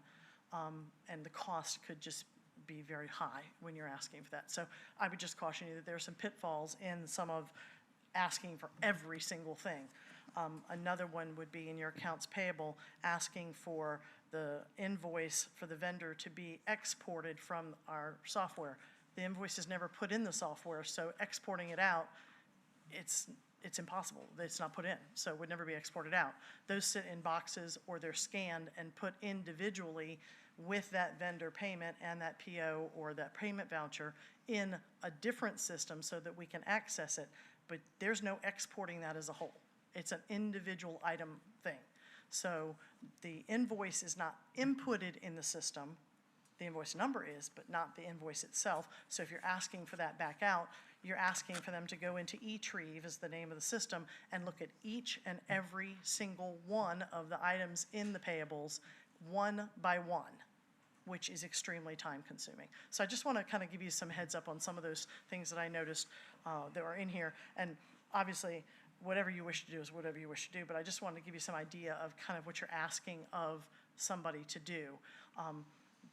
Whomever you decide will have to have access to all of this and would be given access to all of it, much like we give the auditors temporary access to all of the situations, all the different systems, that they need, and that's fine, but asking them to go to every single check number, find what's behind that check, and look at every single one for every transaction we do for 3 years. I don't even know how many transactions that would be. That is quite a few. You see the bill list every month. You see how long that is. You can imagine that each one of these, some of these items have as many as 10 attachments to them. So it could be very, very time consuming. So you may want to look at a threshold or decide a sample that you feel is big enough to give you the peace of mind of knowing that what's been looked at. And those are just some of the kind of the things I'd like you to think about as you're thinking about this. And certainly whatever way you decide to go, we're fine with, but wanted to make sure that I at least had that with you. Appreciate that. I see Vice Chair McGee has his light lit. Board Member Jenkins, Board Member Brittingham, do you have a question? Your light's on. I don't necessarily have a question for Okay, Vice Chair well, now. I'm going to Sorry. go with Vice Chair McGee because his light has been on, and then Okay. Board Member Jenkins, and then circle back to you. Thanks, Madam Chair.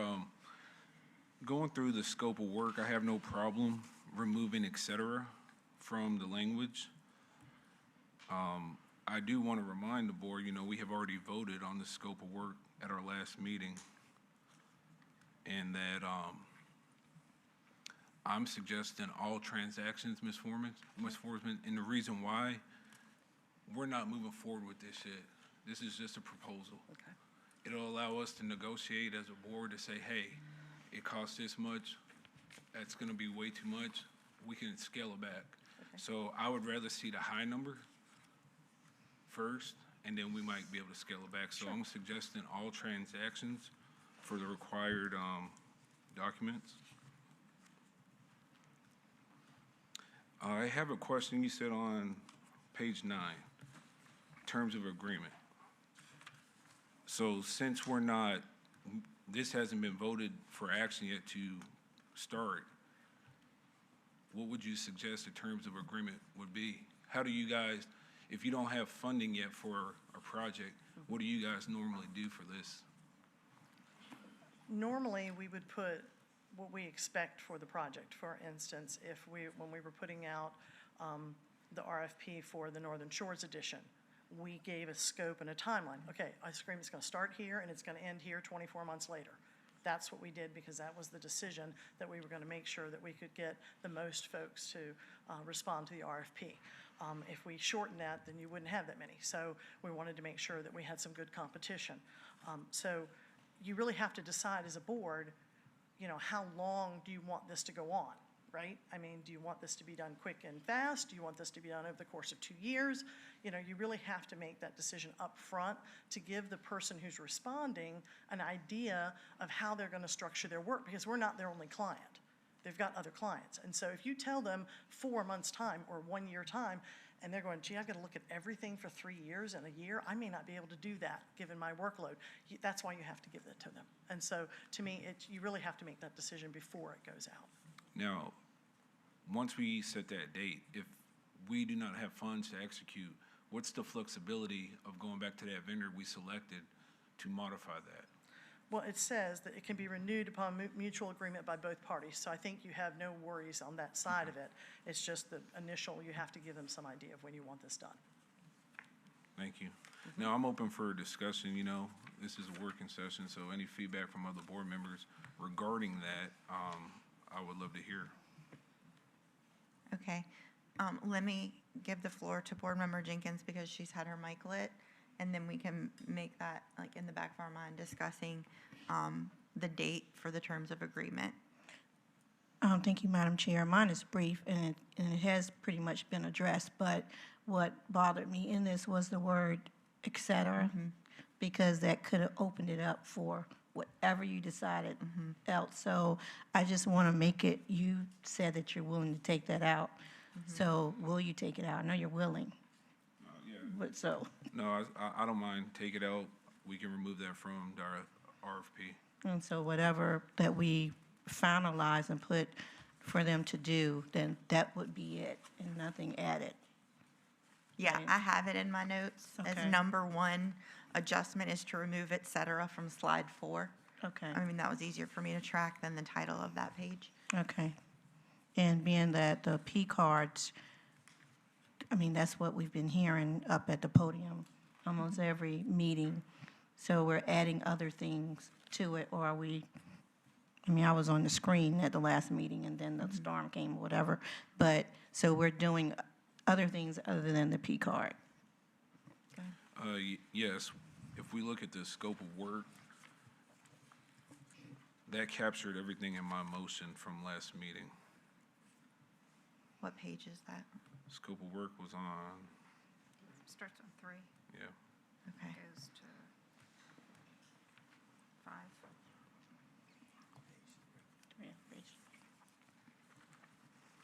So P cards, accounts payable review procedures, taking out et cetera on that page. Sample internal control review and cash and bank account review procedures are the 4 focus areas that are listed in this RFP. Okay. Thank you. So we addressed the et cetera question. I just want to circle back. Slide 9, terms of agreement would be the date. The date she suggested in there, is that reasonable to leave it for just 2026 based on the time you think an RFP will be out there open to vendors to apply and then the process itself to occur to choose one?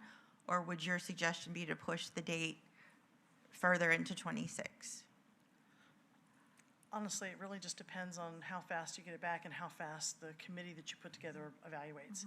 Because Okay. everything But is that based is on that. flexible if the work doesn't begin until, say, Correct. May of '26. Yes, ma'am. And then needs to be concluded in May of '27. Yes, ma'am. Okay, so as she has recommended it then, like her suggestion that she plugged in for us for the date, it's fine to leave that as is, you just needed us to confirm the date. Okay, so the second item, we need to confirm date.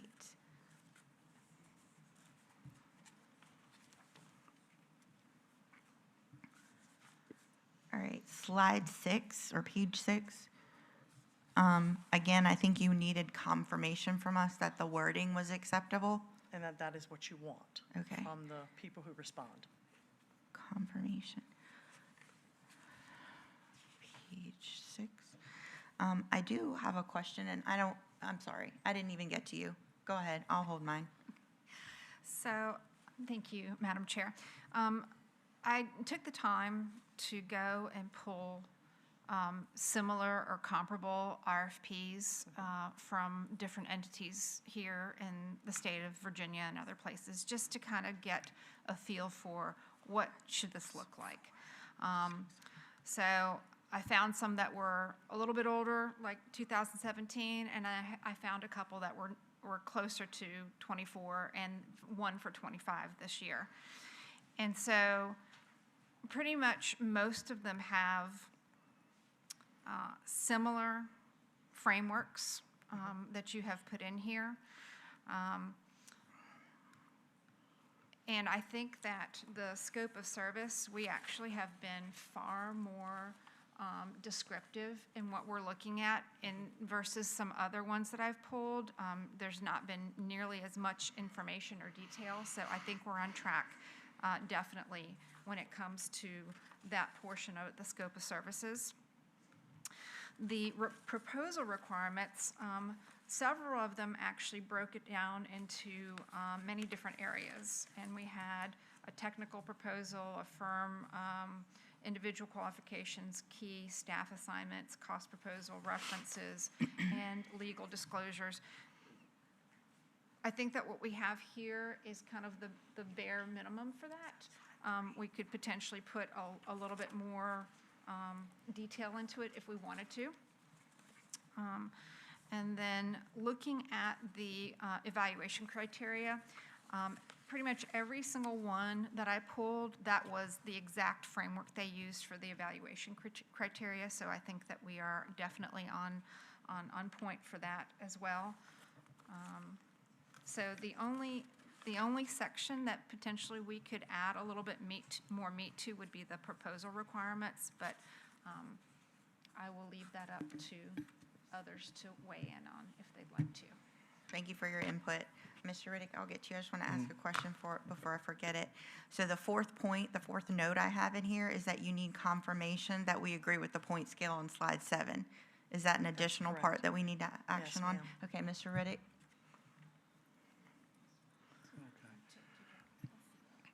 Board Member Brittingham answered my question. To be transparent, I asked her what school divisions she looked at, because one thing that we do want to take in consideration is the size of the school division as well as the budget of the school division. And one school division that she looked at has a student population of 1,181 students, which is very small and not a fair comparison to Suffolk Public Schools, which have 500 students. So, I mean, I see what we have here.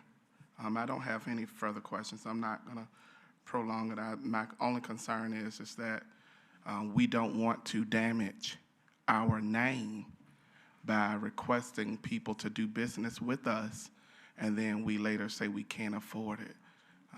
That's my recommendation.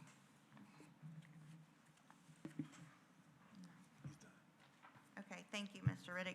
I had the same question. You just answered it, like, what are we comparing, like apples to oranges here? So just to recap, I have 4 bullet points here that we need to, I guess we would have to take action on. at a later time. We need to confirm that we agree to take out et cetera, pretty much anywhere in the document, but specifically it was noted on slide 4 or page 4.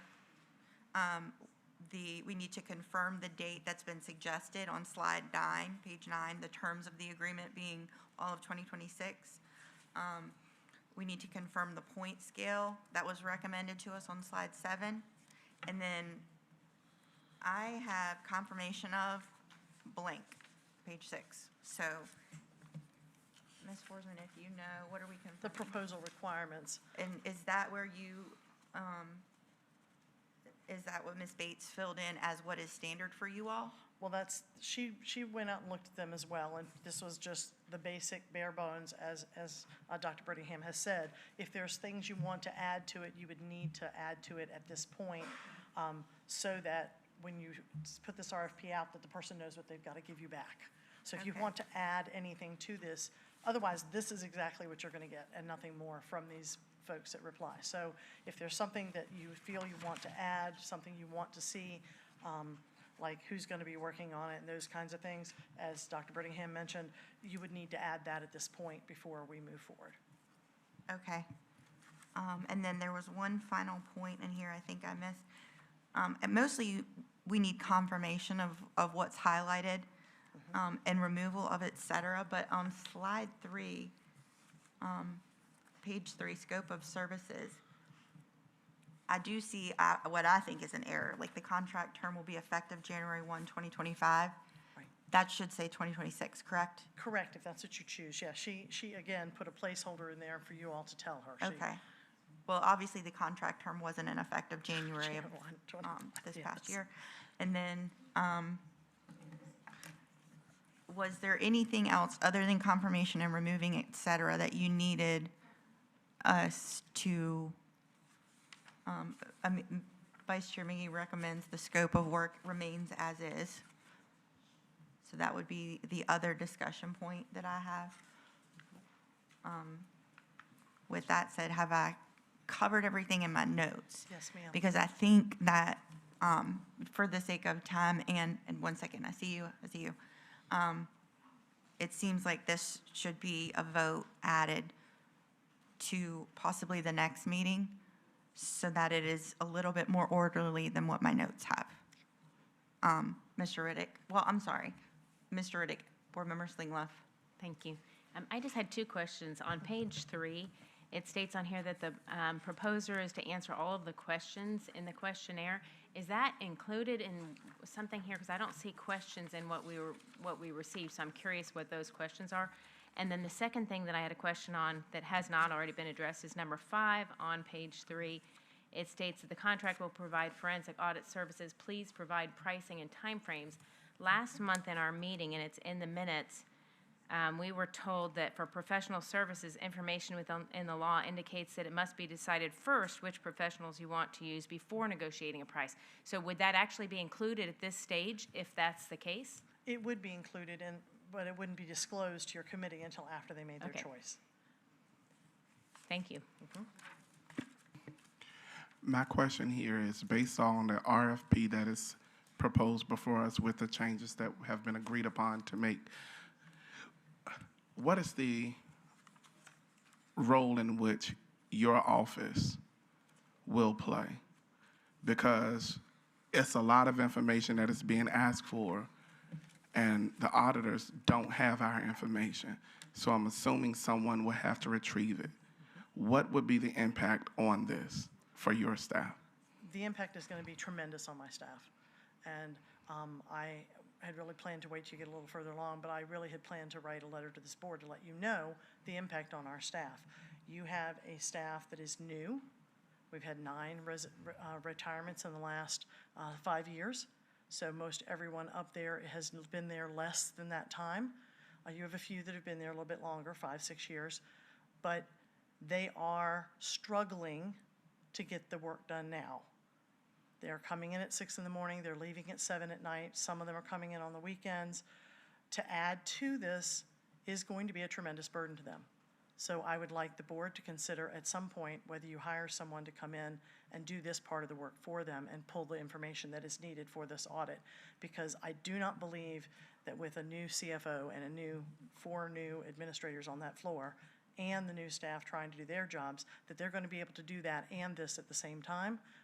Otherwise, something big could fall through the cracks because they are struggling, as anyone new would do, with the scope of work that's required of us to make sure that everything ticks and ties. Thank you, Ms. Forsman. That's my concern, Chair Howell, is that the tremendous amount of workload that we, the ones who are not required to do the work, are imposing on those who are required, and they only have 40 hours and to do Suffolk Public Schools' current year-to-date business, plus also the request from this board, which is monumental in the volume of which we're asking. I would ask that the board do consider bringing in another source to pull the work, to take this workload off of our already strained staff. It is extremely, I've participated in audits before in my former capacities in other school divisions, and it is extremely a lot of work to deal with federal government audits, which will be going on, city financial reviews and things which will still be going on top of we're in the middle of budget season. So that's a lot. I would ask that we look at that item, because I know that was something that we didn't consider when this came before us, but we would look at that item because we want to not overwhelm our staff. This is why I said what I said at the last meeting. So some of the staff members have left because of the amount of frustration that comes with all of this is taxing. Thank you. Mr. Riddick. To your point, Ms. Forsman, would that be something that we would need to spell out in the RFP, that we're going to hire someone to do the work of pulling all the documentation, or is that something that comes later? Yeah, that comes later once you all have gotten through the RFP process, made your decision, decided what you were going to spend, and then once you know the final scope of work would be when you would decide, the timing of this. Okay. Anyone else have any other questions?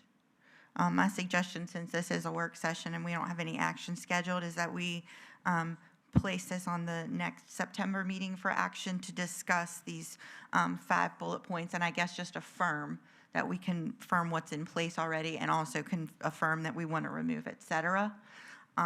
So if there's no further work session discussion at this time? I have one more question. Would it be possible, because this has already been on our agenda today, that we add it into our new business and go ahead and make this an action item because it's already part of our agenda? I think legally it is possible if we do it at the very beginning, but the point that's been made in years prior is we're adding a significant action item to the new business tonight that has already been a hot button issue without the community having advance notice to speak on it, and that's my concern with it.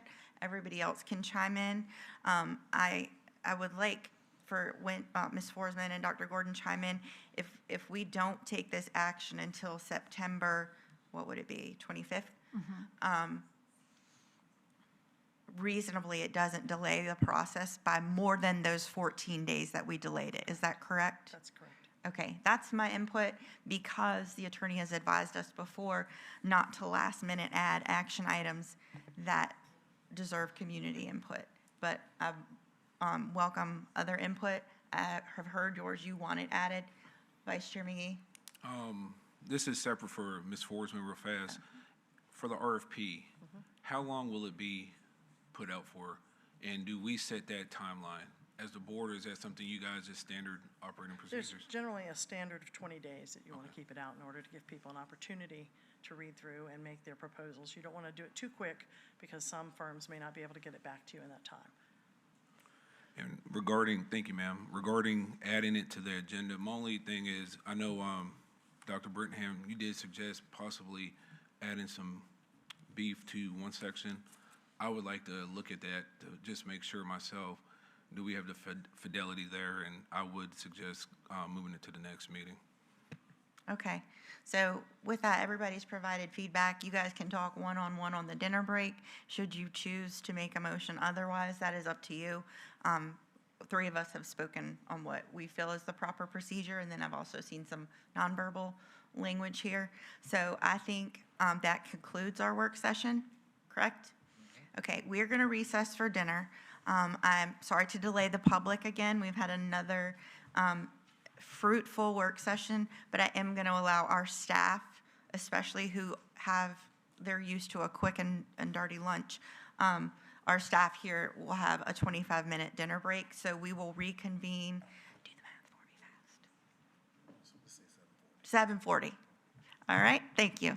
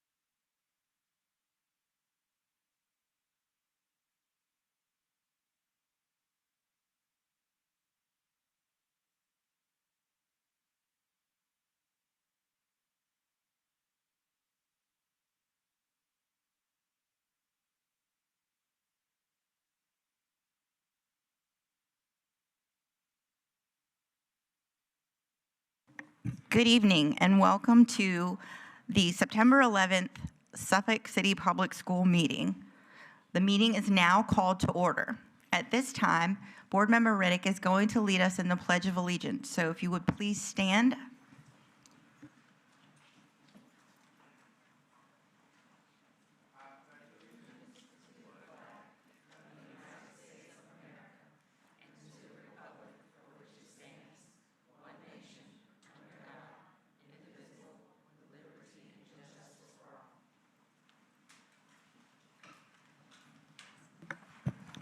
Thank you, Mr. Riddick. We will now recognize a moment of silence.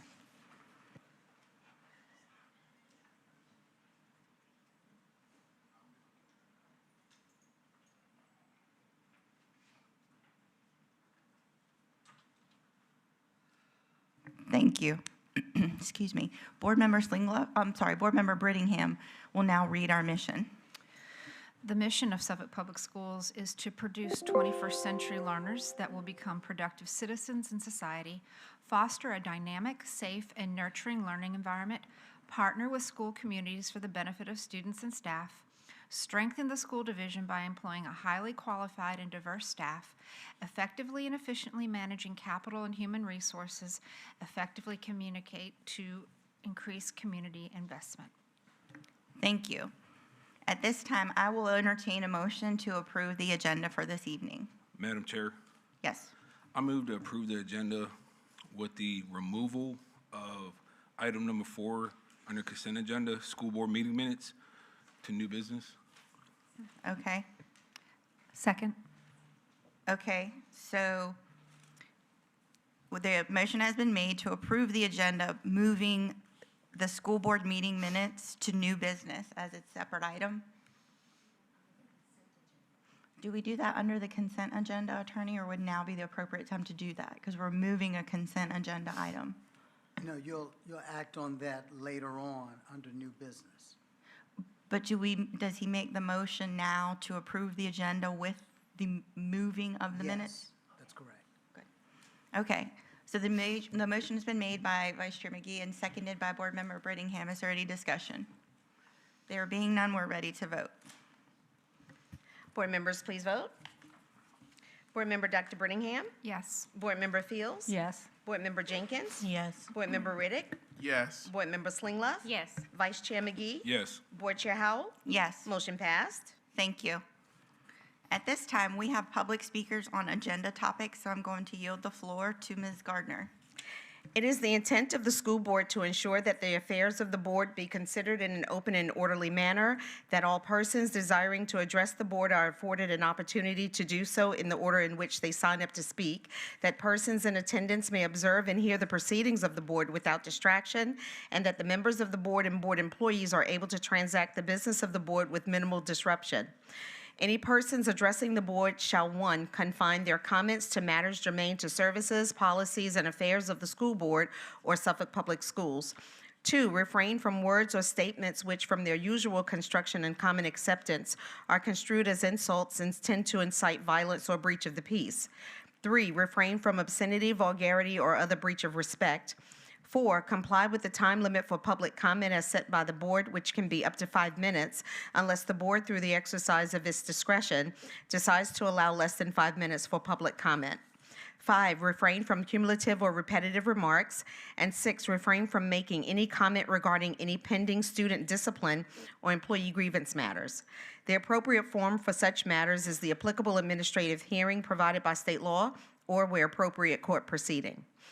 Persons must not engage in disorderly, disruptive, or boisterous conduct, such as, but not limited to, making noise, use of profane language or obscene gestures, yelling, or similar demonstrations that interrupts or disturbs the peace and good order of the meeting.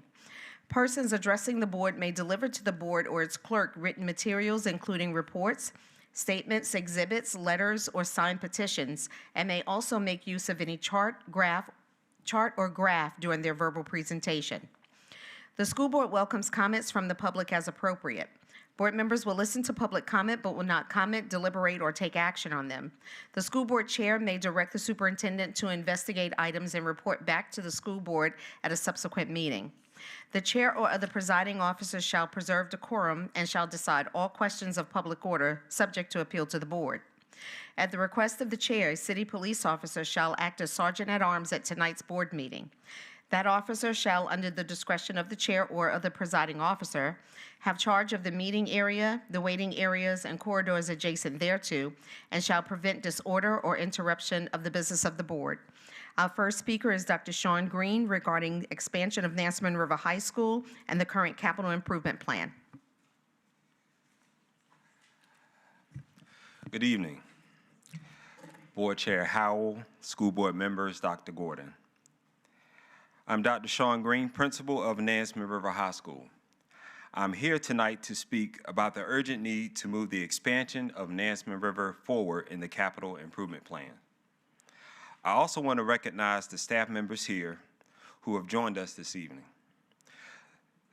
Their presence reflects our shared commitment to addressing the needs of our students and the needs of Nansemond River High School. We're already beyond capacity. Nearly every classroom, every block is used. This means teachers cannot remain in their classrooms during their planning period because another teacher must come in with a different group of students.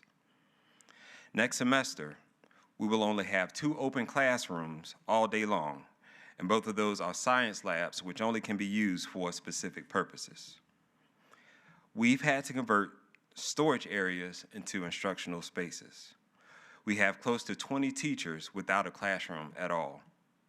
They have to push their instructional belongings on carts from class to class.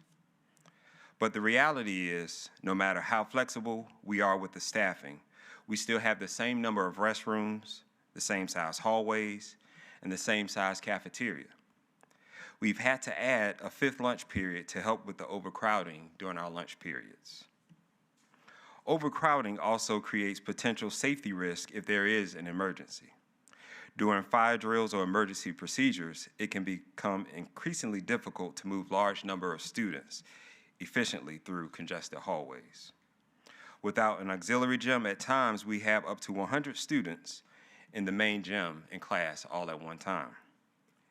These conditions stretch staff supervision and create challenges that should not be ignored. Northern Suffolk is thriving. Families are attracted here because it's honestly a great place to be. It's our responsibility to provide a safe, suitable, and effective learning environment for our students.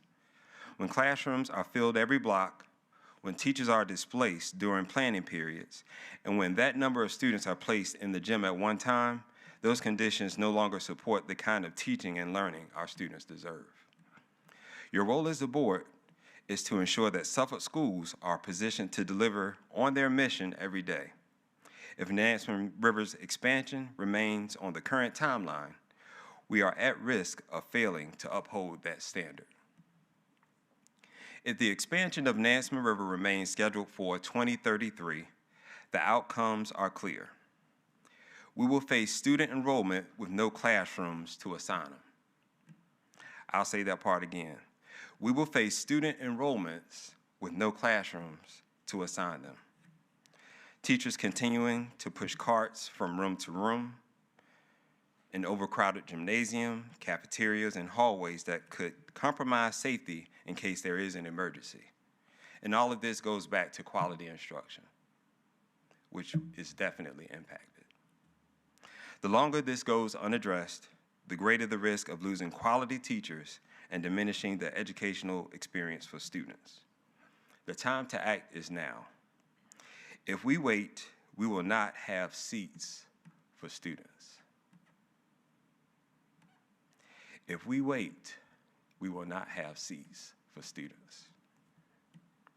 Thank you for your time and consideration.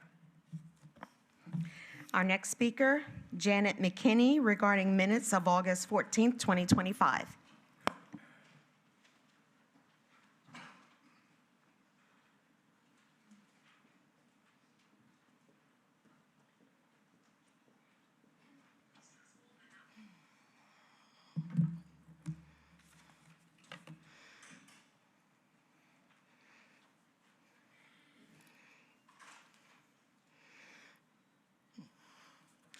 Good evening. The minutes from August are not a true record of that meeting. Mrs. Jenkins appeared virtually, yet there is no footnote as to a reason or location, as there are for every other member who has appeared virtually since the beginning of 2025.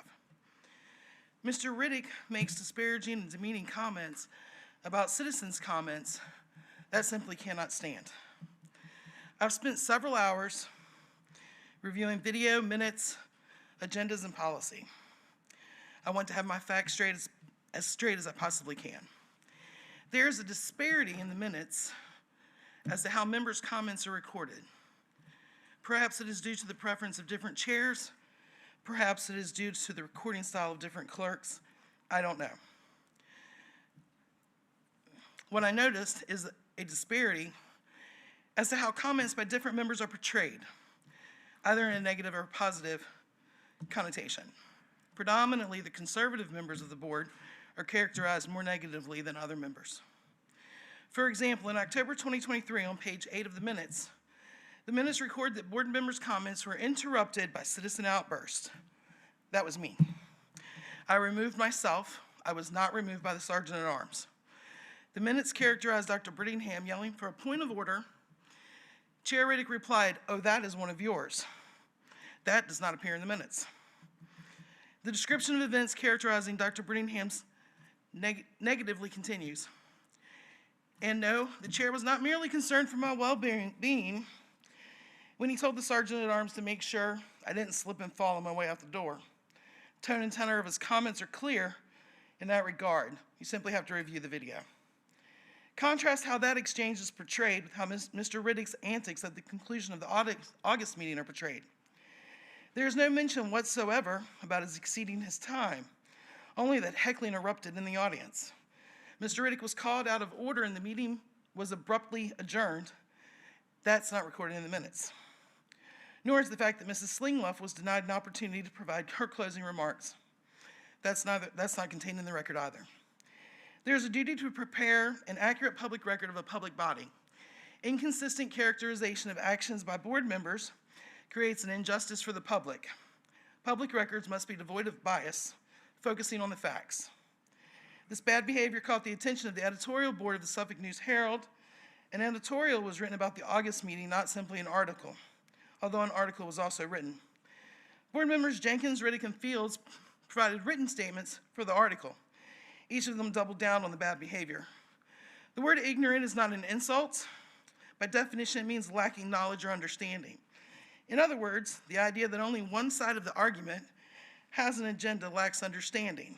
Yet Mrs. Fields asked why the Suffolk News Herald didn't reach out for comments from board members as to being called ignorant. The answer is easy, because no one was called ignorant. Mr. Riddick defended his actions, and Ms. Jenkins decried a lack of collaboration while ignoring the fact that she too has an agenda, specifically that she isn't interested in the audits. Thank you. There are no more speakers. Thank you, Ms. Gardner. At this time, we have the consent agenda before us, and so I will entertain a motion regarding that agenda. So moved. Second. Okay, the motion was made to approve the consent agenda by Mr. Riddick and seconded by Vice Chair McGee. Any discussion? Madam Chair, Yes, ma'am. I believe that Vice Chair McGee was trying to move the minutes out of the consent agenda when he was making the motion to approve the agenda and was told that it would have to be at this point. No, I believe the attorney clarified we could move it, and it is now going to be item number 4 Okay, under new business. Great, thank you. Correct? Okay. No further discussion. We're ready to vote. Board members, please vote. Board member Dr. Brittingham. Yes. Board member Fields. Yes. Board member Jenkins. Yes. Board member Riddick. Yes. Board member Slingluff. Yes. Vice Chair McGee. Yes. Board Chair Howell. Yes. Motion passed. Thank you, ma'am. Moving on to unfinished business, I want to call your attention to the fact that there are 10 ordinances to consider for action, and those, all 10 of those are second reads. They were available to us at the August meeting, actually prior to the August meeting around August 7th. So I would just like to put it out there if anyone would entertain taking all 10 of them collectively or removing specific ones, let me know. Mr. Riddick? I support taking them all collectively, if there's no opposition from any board members. There is one that you may want to consider removing and referring back to the PRC, and that's number 5 on your agenda in light of comments received from SEAC. Okay. Mr. Riddick, would you consider amending your motion to approve all 10 with the exception of number 5? I can make a motion. I move to approve all ordinances with the exception of number 5. Is there a second? Okay. It was seconded by Board Member Jenkins. Is there any discussion? There being none, we're ready to vote. I'd just like to confirm that that ordinance that's being removed is ordinance 25/26-17. Yes. Thank you. Board members, please vote. Board Member Dr. Brittingham? Yes. Board Member Fields? Yes. Board Member Jenkins? Yes. Board Member Riddick? Yes. Board Member Slingluff? Yes. Vice Chair McGee? Yes. Board Chair Howell? Yes. Motion passed. Thank you. With that said, we now still have to attend to item number 5, ordinance 25/26-17, an ordinance amending Chapter 8, Article 33, Section 8-33.3:1, entitled Remediation Efforts Explained, Alternate Means for Remediation, When Retake Not Allowed, Students Who Fail Grade 8 Reading or Mathematics Test, etc., Remediation Record Maintained, Students Ineligible for Remediation Recovery of the Policies of the Suffolk City School Board, second reading. I would just like to remind you, we all received an email from the attorney, actually from Dr. Gordon, I believe, with feedback from SEAC, and that's why it was recommended to us to address this one separately. Is there a motion regarding this ordinance? I move to send this ordinance back to the Policy Review Committee. Okay, is there a second? Second. Okay, it was moved by Mr. Riddick to send it back to PRC and seconded by Board Member Brittingham. Is there any discussion? There being none, we're ready to vote. Board members, please vote. Board Member Dr. Brittingham? Yes. Board Member Fields? Yes. Board Member Jenkins? Yes. Board Member Riddick? Yes. Board Member Slingluff? Yes. Vice Chair McGee? Yes. Board Chair Howell? Yes. Motion passed. Thank you, ma'am. Moving on to new business, the first item under new business is Capital Improvement 2027-2036, submittal to City of Suffolk, and we have some information to receive, I believe, from Ms. Gardner. The order of the CIP voted, well, approved, submitted by the board include the following. Number 1, in this rank order. Number 1, Elephants Fork Elementary School. 2, Nansemond River High School addition. 3, School Administrative Offices. 4, Kilby Shores Elementary School. 5, Nansemond Parkway Elementary School. 6, Forest Glen Middle School. 7, College and Career Academy.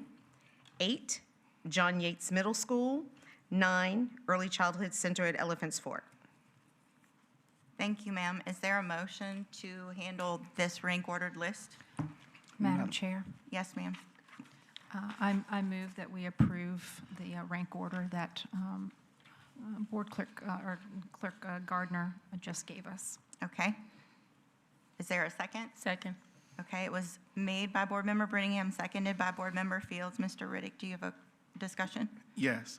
I just want to be sure that we're going to send the letter asking City Council to take the replacement of Elephants Fork Elementary School, the addition of Nansemond River High School, and the SAO. I don't know if that was a consensus. I know we had to numerically rank it, but to send that request in to request and see if the City Council would be willing to begin all 3 projects at the same time.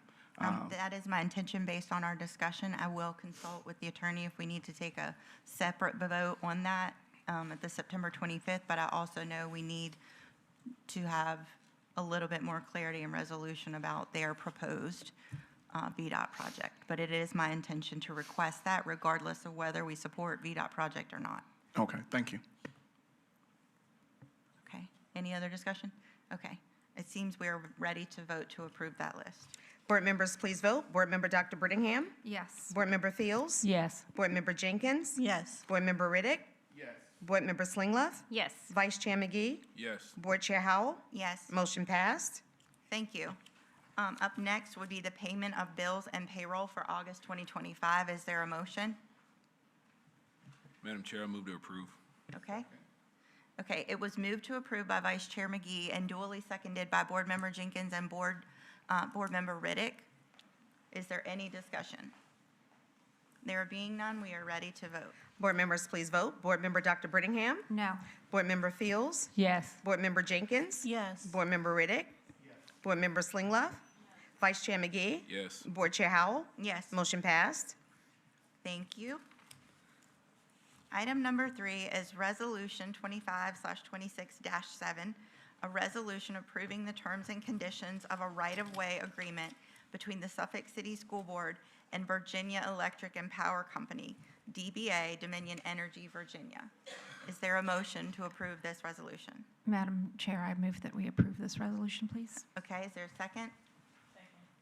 Okay, it was moved to approve by Board Member Brittingham and seconded by Board Member Jenkins. Is there any discussion? There being none, we are ready to vote. Board members, please vote. Board Member Dr. Brittingham? Yes. Board Member Fields? Yes. Board Member Jenkins? Yes. Board Member Riddick? Yes. Board Member Slinglove? Yes. Vice Chair McGee? Yes. Board Chair Howell? Yes. Motion passed. Thank you. Up next is an information item regarding our Citizen Advisory Committee organizing and training session highlights. And so I will yield the floor at this time. Oh, my apologies. Thank you, Vice Chair McGee. Number 4 is now supposed to be the approval of the minutes. My apologies to Ms. Gardner and Vice Chair McGee. So with number 4 now being approval of the minutes, is there a motion? Madam Chair, Yes. I move to approve the meeting minutes with the addition adding verbatim from the start of board member comments when Mr. Riddick began to speak to everything that's on the record to when the meeting adjourned. Okay. Second. Okay. So the motion has been made to approve the minutes with the addition of basically transcribing the meeting from the Verbatim. moment Board Member Riddick's comments began until the meeting was adjourned. It was seconded by Board Member Brittingham. Is there any discussion? Mr. Riddick? Yes. During the adjournment process of the meeting, technically speaking, the meeting was not adjourned. It was reconvened. So that is my question. All of that needs to be placed in there, not just my comments, but everyone's comments. Even the part that was stated after the camera stopped rolling, because the meeting had not been adjourned. Okay, I'm gonna ask Attorney Waller to chime in here. I do realize that at the end of the meeting in August, I gavelled the meeting but said convened instead of adjourned. Does the gaveling signify the end of the meeting? Like where, technically, we're still meeting from August 14th. Technically, the meeting did not adjourn with the striking of the gavel. However, from a practical standpoint, the meeting was over. Everyone had gotten up and left. The meeting technically had ended. However, simply hitting the gavel and not announcing meeting adjourned, without doing that, the meeting did not officially adjourn. But from a practical standpoint, it did. Okay, so 2 questions. Number 1, is there anything that needs to be done to rectify that now that we're like 75% of the way through the next month's meeting? That I didn't correctly adjourn the meeting? No. And then question 2, based on the motion on the floor with the request being, the meeting is essentially transcribed from the moment of Mr. Riddick's comments beginning through the conclusion of the meeting. How do we specify the conclusion of the meeting? I think that what Board Member Riddick can do is that he can ask that the motion that is now on the floor, that it be amended to include the additional comments. And that way, we can get all of the comments in up to the point where you attempted to adjourn the meeting. Okay, so to be clear, Mr. Riddick can request that Vice Chair McGee amends his motion and ask that it be transcribed straight through, like when the screen went blue and the sound cut off? Because technically, that's when it ended per our archive. Well, the screen, the meeting recording continued to run, even though the picture was not on the screen. So all of that dialogue was still being heard. Okay. And so that can still be captured because that took place before you attempted to end the meeting. What you did is that you asked that there be a recess. The meeting never recessed. Okay. Because it was still rolling. Gotcha. And I think that's the part that I believe Board Member Riddick is talking about is I'm speaking of the totality as in conjunction with the motion that is already on the floor and that has already been seconded. I understand practicality and technicality. Our policies don't deal with practicality. This is a technicality here. So the meeting wasn't adjourned. If the meeting was not adjourned, despite audio or video, there was comments still being made by both parties and other people. It all needs to be captured. I have no problem with what I said being documented, but I request, and I want to make sure that we fully understand, because per the motion, everything verbatim to be documented in the minutes. So to be clear, if I may, you would like Vice Chair McGee to amend his motion? He doesn't have to amend it, because He does because he made the motion. And the motion's been seconded on the floor. This is discussion. So the person who made the motion, don't they have to amend it? he doesn't have to amend it. Actually, someone else can make a motion to amend his motion. Okay. And then if someone was to second that, then you have a vote on the amendment, whether or not that passes or not. Okay, but the point is, what you would like to be voted on is that the minutes from the moment your time begins through whenever SPS IT cut the video, sound, and everything be transcribed. Is that accurate? What's accurate is exactly as Vice Chair McGee has stated. Until the meeting was adjourned, it was not adjourned. What Attorney Waller gave an opinion on was practicality versus technicality. Practically, people walking out of the room, you couldn't continue the meeting, but the meeting was still not adjourned. Per the rules that we agreed to go by, it was not properly adjourned. So what I'm asking is, the additional comments that was made when people assumed that the cameras was off, not just what was recorded and what people saw, but the additional comments that were made as people was walking past, exiting out. I'm asking that that be documented as well, because that was still a part of the meeting, because the meeting had not been adjourned. I understand what you're asking for Ms. Gardner's sake. Would you say it's accurate that you would like it to be transcribed from the moment you start speaking until this SPS video ends that is currently logged online? Because the video does come to an end if you watch it. After the first attempted recess and then the further dialogue, there is a point where the video ends. It's not currently still recording. I don't think you are understanding what I am saying. And I hear y'all huffing and puffing, and then when I say something, I'm the one wrong. So I'm just, once again, I'm watching my tone, I'm minding my manners, but then when I say something, then it's Riddick up here acting crazy, but nobody ain't saying nothing yet. What I'm saying for the 7th time is that from the time I began speaking, because the meeting was not adjourned, what you all made and said after you all began to walk out, that stuff be documented as well. Because when the camera stopped rolling, people continued to talk.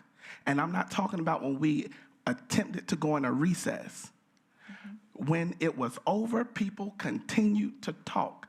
The meeting, it was still business being discussed based off of what initiated and business by board members.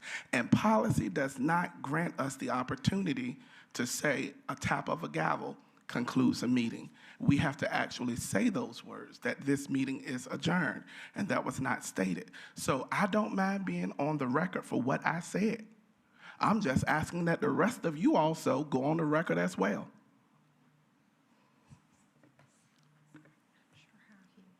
I think that one of the ways this can be addressed, and I don't know how much of what Board Member Riddick is referring to can actually was actually captured on the audio.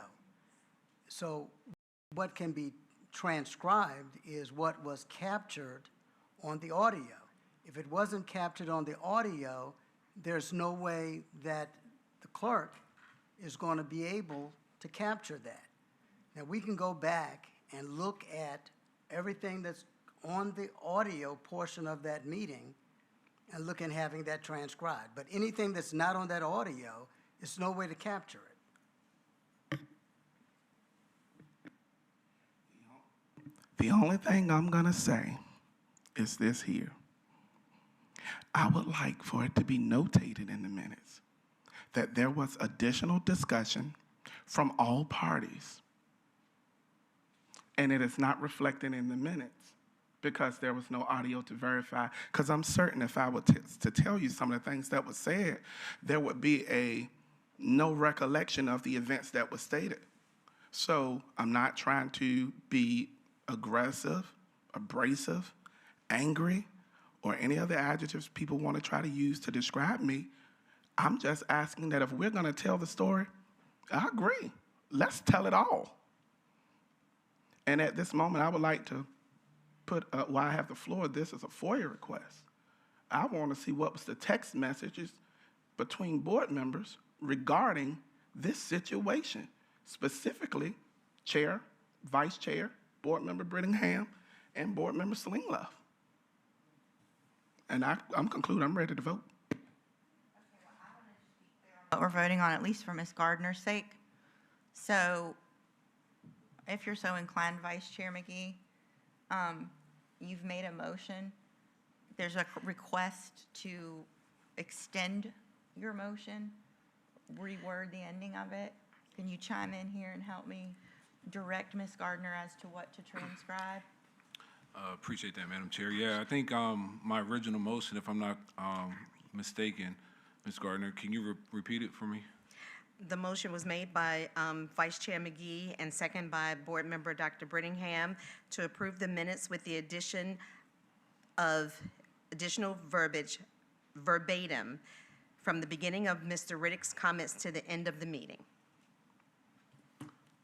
I guess I can amend it to say any recording. I guess the attorney, like further audio.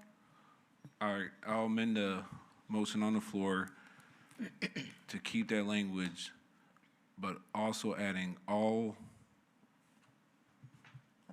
available audio of that meeting. And I have no issue adding at the end that Mr. Riddick said that there was other audio spoken that was not officially able to be recorded due to the audio being cut off. Okay, so that's the amended motion. Do we still have a second? Yes. Okay, so the amended motion has also been seconded by Board Member Brittingham. Is there any further discussion? There being none, we're ready to vote. Board members, please vote. Board Member Dr. Brittingham? Yes. Board Member Fields? Yes. Board Member Jenkins? Yes. Board Member Riddick? Yes. Board Member Slingloff? Yes. Vice Chair McGee? Yes. Board Chair Howell? Yes. Motion passed. Thank you. Now, I will yield the floor to Board Member Jenkins to give us the highlights of the Citizen Advisory Committee organizing and training session. Thank you, Madam Chair. The Citizen Advisory Committee It says, "Good evening, Chair, Vice Chair, Superintendent, Board members, and community stakeholders." First and foremost, it is important for everyone to know how much we deeply appreciate all the individuals who volunteer their time to serve on our various committees. We recognize that you are giving up time away from your families in order to support the Suffolk Public Schools family, and we do not take that lightly. Your commitment and dedication is invaluable. I am pleased to provide an update on our first Citizen Advisory Committee training/workshop, which I had the honor of facilitating alongside Mr. Bradshaw, Board Member Tyron Riddick, and Board Member Valerie Fields. After several in-person meetings with committee chairs, it became clear that training was needed. Many chairs expressed concerns that they lacked true directions regarding the purpose and responsibilities of their committees, and low attendance at meetings made it even more difficult for them to function effectively. To further understand these concerns, a survey was created with the help of Dr. Dawn Brittingham and then sent out to our chairs. Unfortunately, only 2 responded, and one of those individuals is no longer serving on a committee. It is important to note that by no means was this training about board members telling committees what to do or how to do it. Instead, the training provided a platform where committee members could gain clarity, share concerns, and learn from one another. Mr. Bradshaw, as a current committee chair, shared how his committee operates successfully in meetings and meeting the needs of Suffolk Public Schools parents and students. His experience was offered as a model and resource for other committees to adapt as they see fit.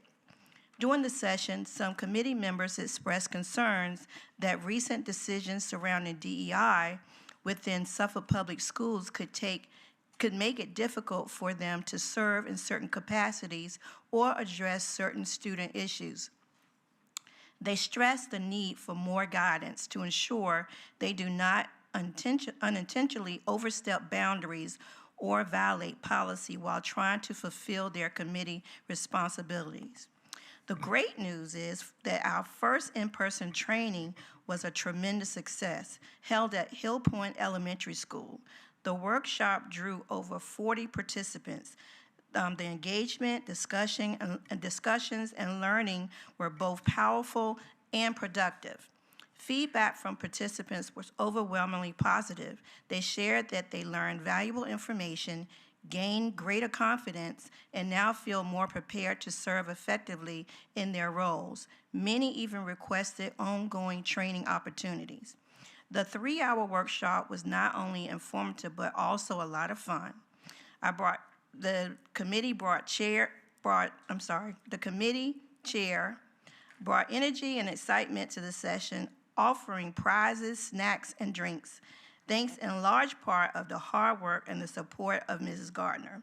The interactive games and activities reveal important insight, also built a strong sense of unity and shared purpose among participants. We will continue this momentum by conducting a follow-up with a survey and hosting another training session in December.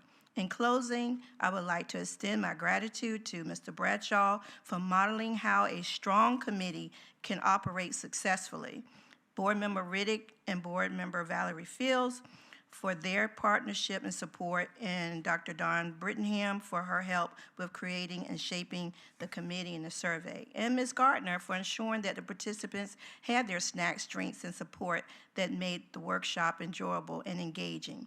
One of the best outcomes of this training was the unity that was created among everyone that attended, and we even had some that attended by Zoom.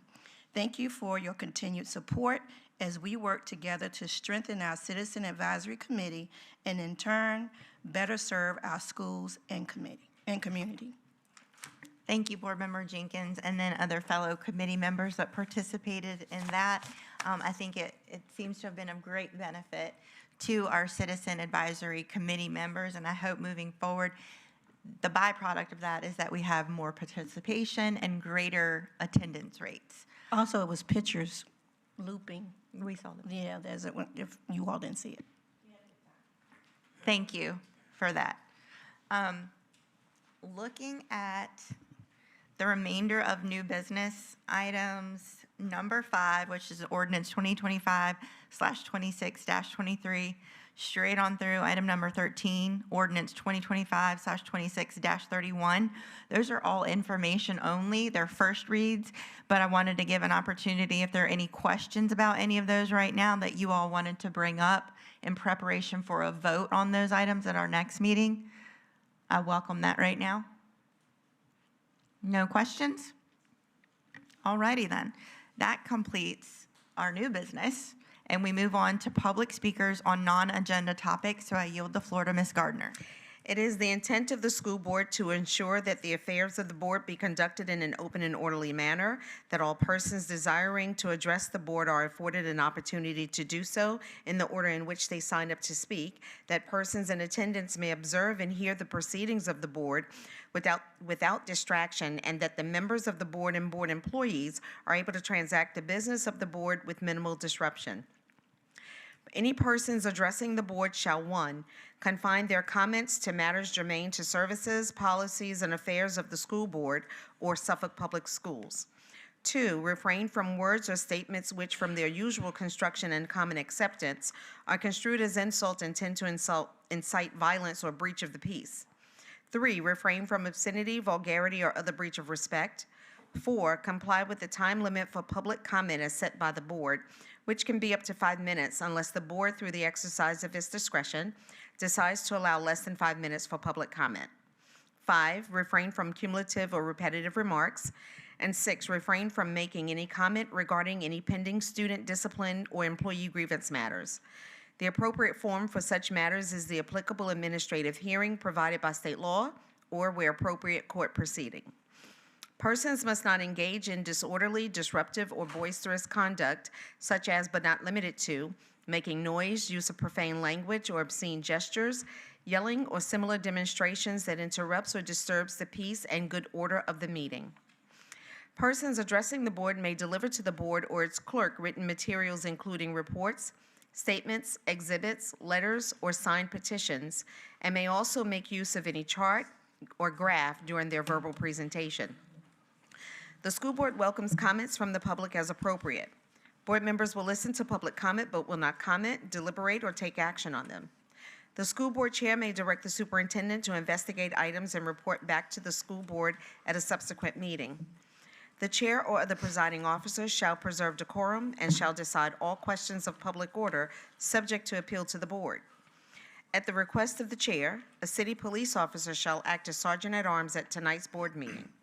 That officer shall, under the direction of the chair or other presiding officer, have charge of the meeting area, the waiting areas, and corridors adjacent thereto, and shall prevent disorder or interruption of the business of the board. Our first speaker, Mr. Travis McKinney, regarding cleanup. Good evening. I'm going to start with some quotes, some text. I'm going to truncate some things for the sake of time management. We, the people of the United States, in order to form a more perfect union, do ordain and establish this Constitution of the United States of America. 7 years ago, our fathers brought forth on this continent a new nation conceived in liberty, and that the government of the people, by the people, for the people, shall not perish from this earth. Quote from Hamilton, "The fabric of the American empire ought to rest on the solid basis of the consent of the people." Before the attack on America, September 11, 2001, I'd already been in 3 war zones. Then after September 11th, I went to my 4th. And at the 20-year mark, I re-enlisted and extended my enlistment to continue the fight. Thousands of my brothers and sisters made that same decision. We, the people, did this. And we did this because if not us, then who? All of us in this room understands the words of Abraham Lincoln when he said, "A house divided against itself cannot stand." I will continue with the Federalist Papers and a warning from Hamilton. And that a dangerous ambition more often lurks behind the specious mask of zeal for the rights of the people than under the forbidden appearance of the zeal for the firmness and efficiency of government. History will teach us that the former has been found a much more certain road to the introduction of despotism than the later, and that those men who have overturned the liberties of the republics, the greatest number have begun their career by paying ubiquitous court to the people, convincing demagogues and ending tyrants. I've heard a board member here say multiple times, referring to his borough as my people. A calculated, purposeful, willful statement embracing separation and segregation of we the people. So I have a question for that board member. The people that died on September 11th, 3,800 Americans, were those somebody else's people? Were they classified as them people, they people, or not my problem people? Was the man that was publicly assassinated yesterday one of those people? Because as you sit there using specious words to court the citizens of the city, I want you to be clear when you, representative of my people, that you are speaking for your entire borough. You offer these ubiquitous statements that you are fighting for my people, and I want to know against what? Learning 2 + 2 = 4, or does my people in the borough estimate the answer to be closer to 5? Are you going to war so my people can continue saying, I'm going to fry you, instead of saying, I'm going to play a joke on you? Is that what the mighty hammer of Thor is going to do for my people? Protect them from English? Our country did not go to war for my people. Our brothers and sisters whom sacrificed life and limb did not go to the armed conflict for my people. These soldiers today in the sands of Syria, weary of drone attacks, our ships at sea fighting off ballistic missiles and anti-ship cruise missiles, they're not out there defending my people. They're, in fact, defending we, the people. E unum pluribus, out of many, one. Quote from Jefferson, whenever the people are well informed, they can be trusted with our own government. I trust that the voters of the My People borough, when well informed, and they will be, I trust that they will see through these self-contrived strawmans that you and another board member construct in order to promote separatism and segregationist ideologies into our schools. When you sit there and spend connotations of victimization to support your segregationist argument, I will highlight the duplicitous play of power, the words for power. If you think a self-construed slight over the word gaining an advantage to court the electorate, I will point out the spectacle. You are the danger that Hamilton has warned the people about.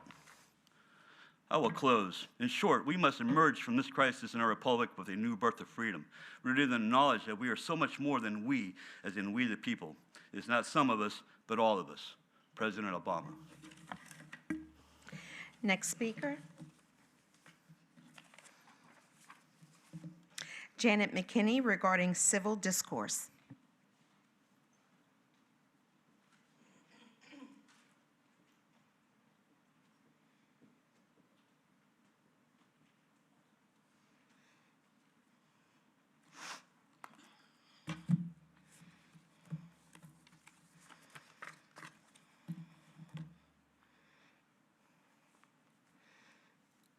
Good evening.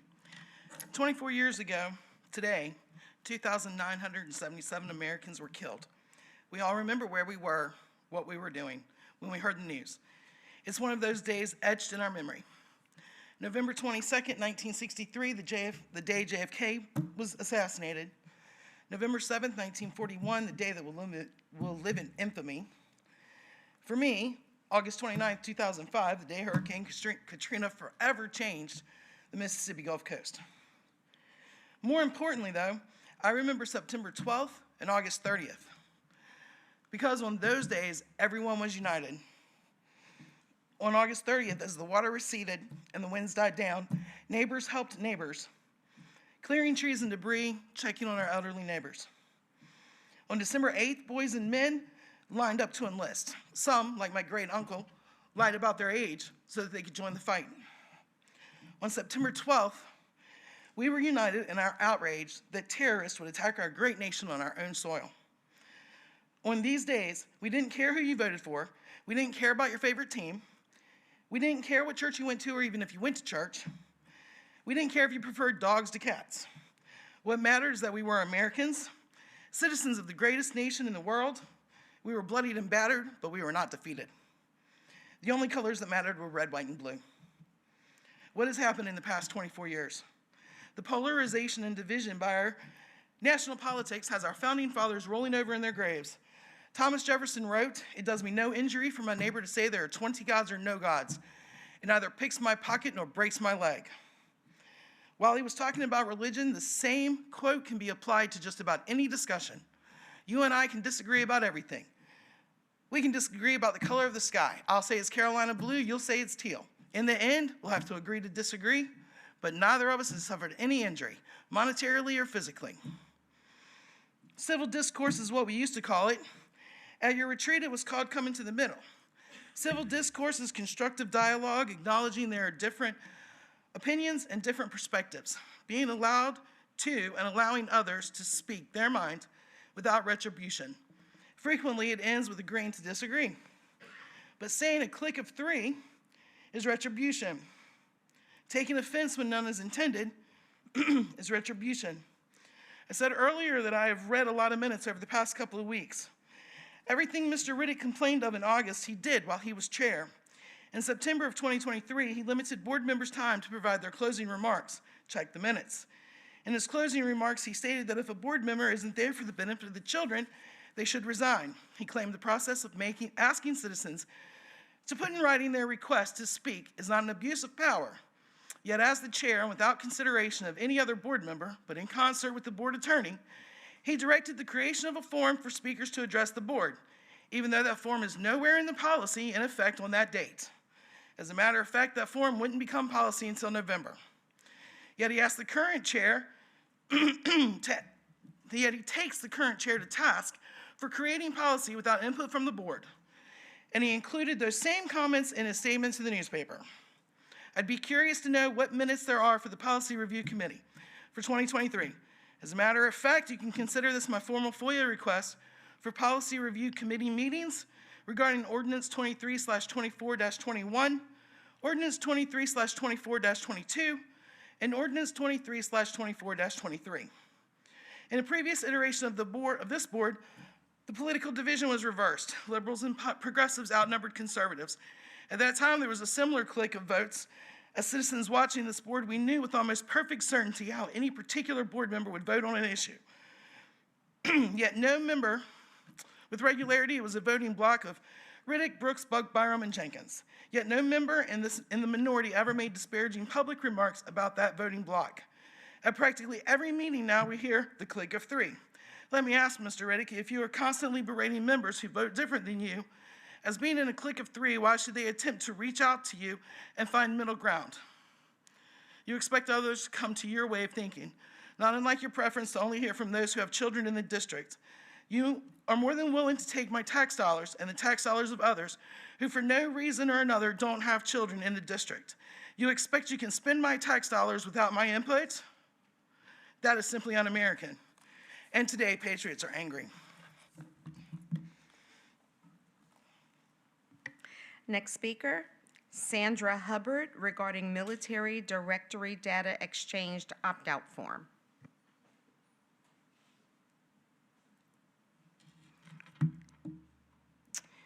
Good evening, Dr. Gordon, Madam Chair, Vice Chair, SPS board members, faculty, staff, and parents.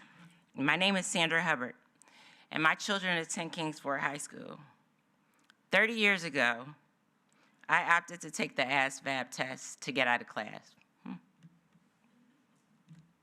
Back then, that's kind of what we did. I also voluntarily raised my right hand and swore an oath to defend my country, as some of you in this room have done. All those things I volunteered for. Not everyone is built for the lifestyle of the military. As I served my 21 years, myself and my husband, both retired veterans, we saw firsthand not everybody was built for that lifestyle. We've seen what the military can do to those that aren't built for that lifestyle. So as I come to you today, not just as a parent, but as a veteran, I'm concerned and I ask, what are we doing to protect our children and our students who opt out of sharing their data on this military data form and involuntarily take the ASVAB test that can send them on the path to go to the military? Thank you all for your time. That is our last speaker. Thank you. Okay, up next is business by board members. So I'm going to begin with Board Member Singleff to ensure she gets her comment time this evening, and then I'll just work my way around the dais. Thank you, Board Chair Howell. And I don't have very many comments. I just want to welcome everybody back. I hope that the school year has been a solid start for everyone. I do have one kudo that I would like to share. It has been brought to my attention from a staff member in Kings Fork High School who was complimenting the Kings Fork administration on making a very concerted effort to change the flow of traffic and to keep the children focused on learning. So far, there was a noticeable improvement, and the security staff was doing a great job. So that was brought to my attention from someone in Kings Fork, and I just wanted to give a shout out to Principal Bryant and all of the administrators there for a job well done as you started the year. So I hope that you all continue to put your nose to the grindstone and continue working, plowing forward as you forge your way through some of the challenges as we're just getting the year going. But I'm looking forward to seeing you all very soon in the schools. Thanks, and have a great day.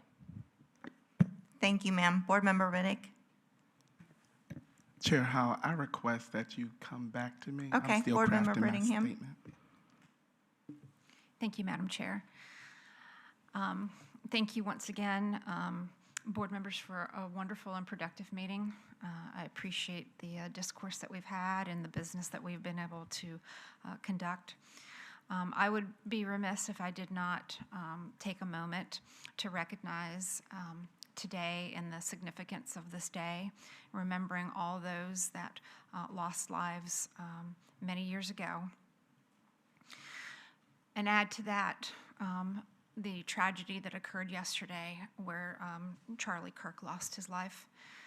I would make a plea that we be able to have discourse that doesn't lead to tragedies like 9/11 and then what happened yesterday. It is very heavy on my soul to think that we are in a place where we cannot have conversations that don't lead to violence. And so I would plead with the public and with students and educators to try and learn to have difficult conversations that don't lead to tragic situations. On a higher note, I want to welcome everyone back to this amazing school year. I am praying for students and educators in this 2025-2026 school year, that this will be an amazing year for everyone. And with that, Madam Chair, I'm going to say goodnight. Thank you. Mr. Riddick, are you ready? Yes, I am ready. First and foremost, good evening, citizens of Suffolk. I am before you today with a heart full of gratitude. I want to sincerely thank you and your overwhelming support. Time and time again, you have shown that when we come together as a community, there is nothing we cannot accomplish. Your encouragement, your participation, and your trust have made all the difference. And tonight, I want to echo the spirits of great leaders who understood the importance of serving their people. Abraham Lincoln once said, "I must do the best I can and bear the responsibility of taking care of my people." Winston Churchill declared that without victory, there is no survival for my people. Charles Galoon affirmed that I have understood you. I have heard the cry of my people. And Moses in the Bible had said, "Let my people go." My comments in reference to my people is clearly spelled out in my presentation. The citizens of the historic Suffolk Borough. I say it at every meeting. Those who elected me and those who didn't. I have a task to represent everyone, and I don't mind doing so. And everybody knows, especially on this dais, my votes are not predictable. I do not always go with this group or that group. I do what's in the best interest of all children, because that is my main objective and my main purpose for being on this board. I have never once voted against, paying our bills, or funding our teachers. I do want to conclude that this weekend I had the privilege to go to Washington, D.C. to represent once again my people at our nation's capital by advocating that Suffolk Public Schools receive the additional fundings that we were prepared and that we were promised to receive for special education that we have not received. And I support all of those who say we're all our people to join us in going to Washington, D.C. and reaching out to our Congresswoman, Jen Keegans, and ask her to help us get our money so our students could all excel. At the end of the day, I can take whatever punches that come my way. I'm here to do what's in the best interest of the Suffolk Borough, because that's what I've been elected to serve. And in closing, I thank you to all of those who called me with their overwhelming support since last meeting. And I thank you for honoring my request and not coming out tonight, because what you saw at last meeting, as I stated in the newspaper, it wasn't a cop-out to justify my behavior. My frustration got the better of me. I'm human and so are you. I'm not God and neither are you. We make mistakes, and I'm gonna learn from mine and continue to move forward. And with that being said, my statements were not at the chair, it was at the frustration of people who are trying to lead this board in an area that goes against our mission statement, which is to effectively manage financial and human capital. 25 for an audit. Our staff is overwhelmed. Effectively manage human capital. Thank you. Have a great evening. Take care. Thank you, Mr. Riddick. Ms. Fields? Well, I just want to say that to the students that you're beginning a new school year. School is back in session, and I hope that you have made goals that will help you to have the best possible school year, despite the disruptions and distractions and challenges. What if you could just imagine the best year you could ever have, and then you could work towards that. You can get up every day to make sure that you work towards the best school year you can possibly have. That would be awesome.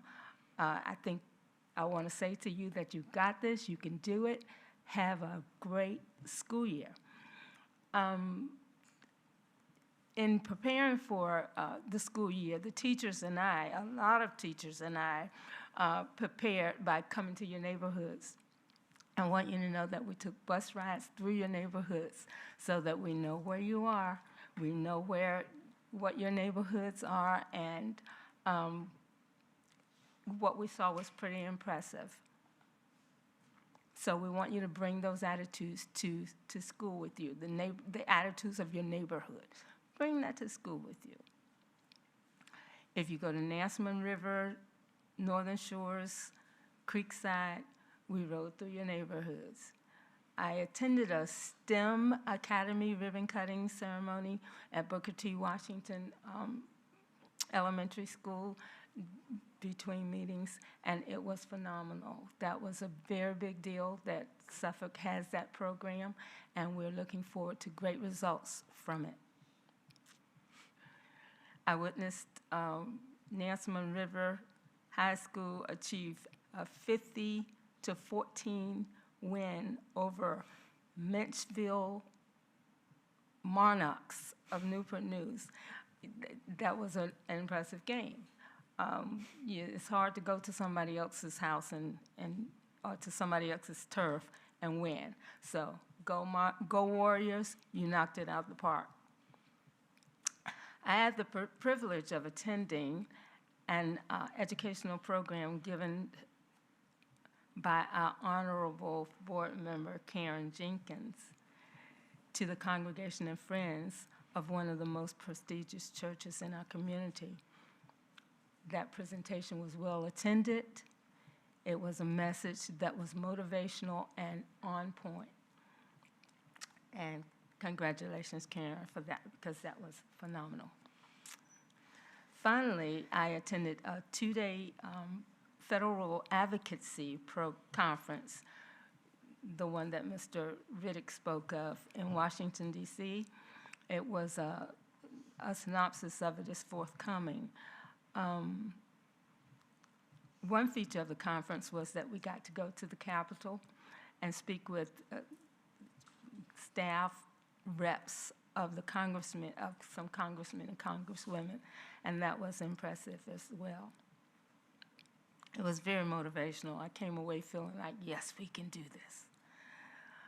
Plans are in the makings for us to provide information to the Northern Suffolk community about the expansion for Northern Shores Elementary School. So those of you in the community who are interested in that, please come out and lend your support for that. That will be at our next board meeting. I look forward to attending some of the PTA meetings that are going to be happening, some of the open houses that are going to be happening in our school, in our Northern Suffolk schools. And I look forward to meeting with the parents, the students, and the staff. I'd like to ask you to please keep your eye, especially Nancy Mombero, I'd like to ask you to please keep your eye on the school board and lend your support and make sure that the innovations that you want to see happen, are being implemented. With that, I'll say thank you for all that you do, teachers, students. Have a good school year. Have a good school month, and we'll talk with you again soon. Thank you, Board Member Fields. Board Member Jenkins. Thank you, Madam Chair.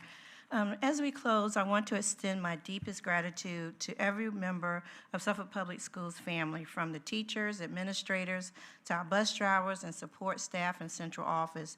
You have each played a vital role in launching this new year with excellence. Our convocation was absolutely amazing.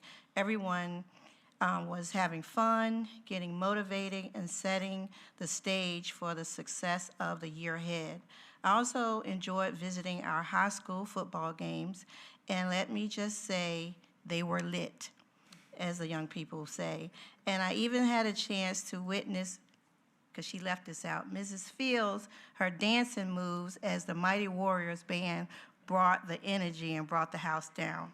In addition, visiting schools, checking out bus stops in the mornings and afternoons, and seeing firsthand the function of the new entrance of Nansemond River High School has given me so many smiles. I have not received not one complaint, and normally there's a lot of complaints the first week of school, and I personally witnessed smooth, safe transitions.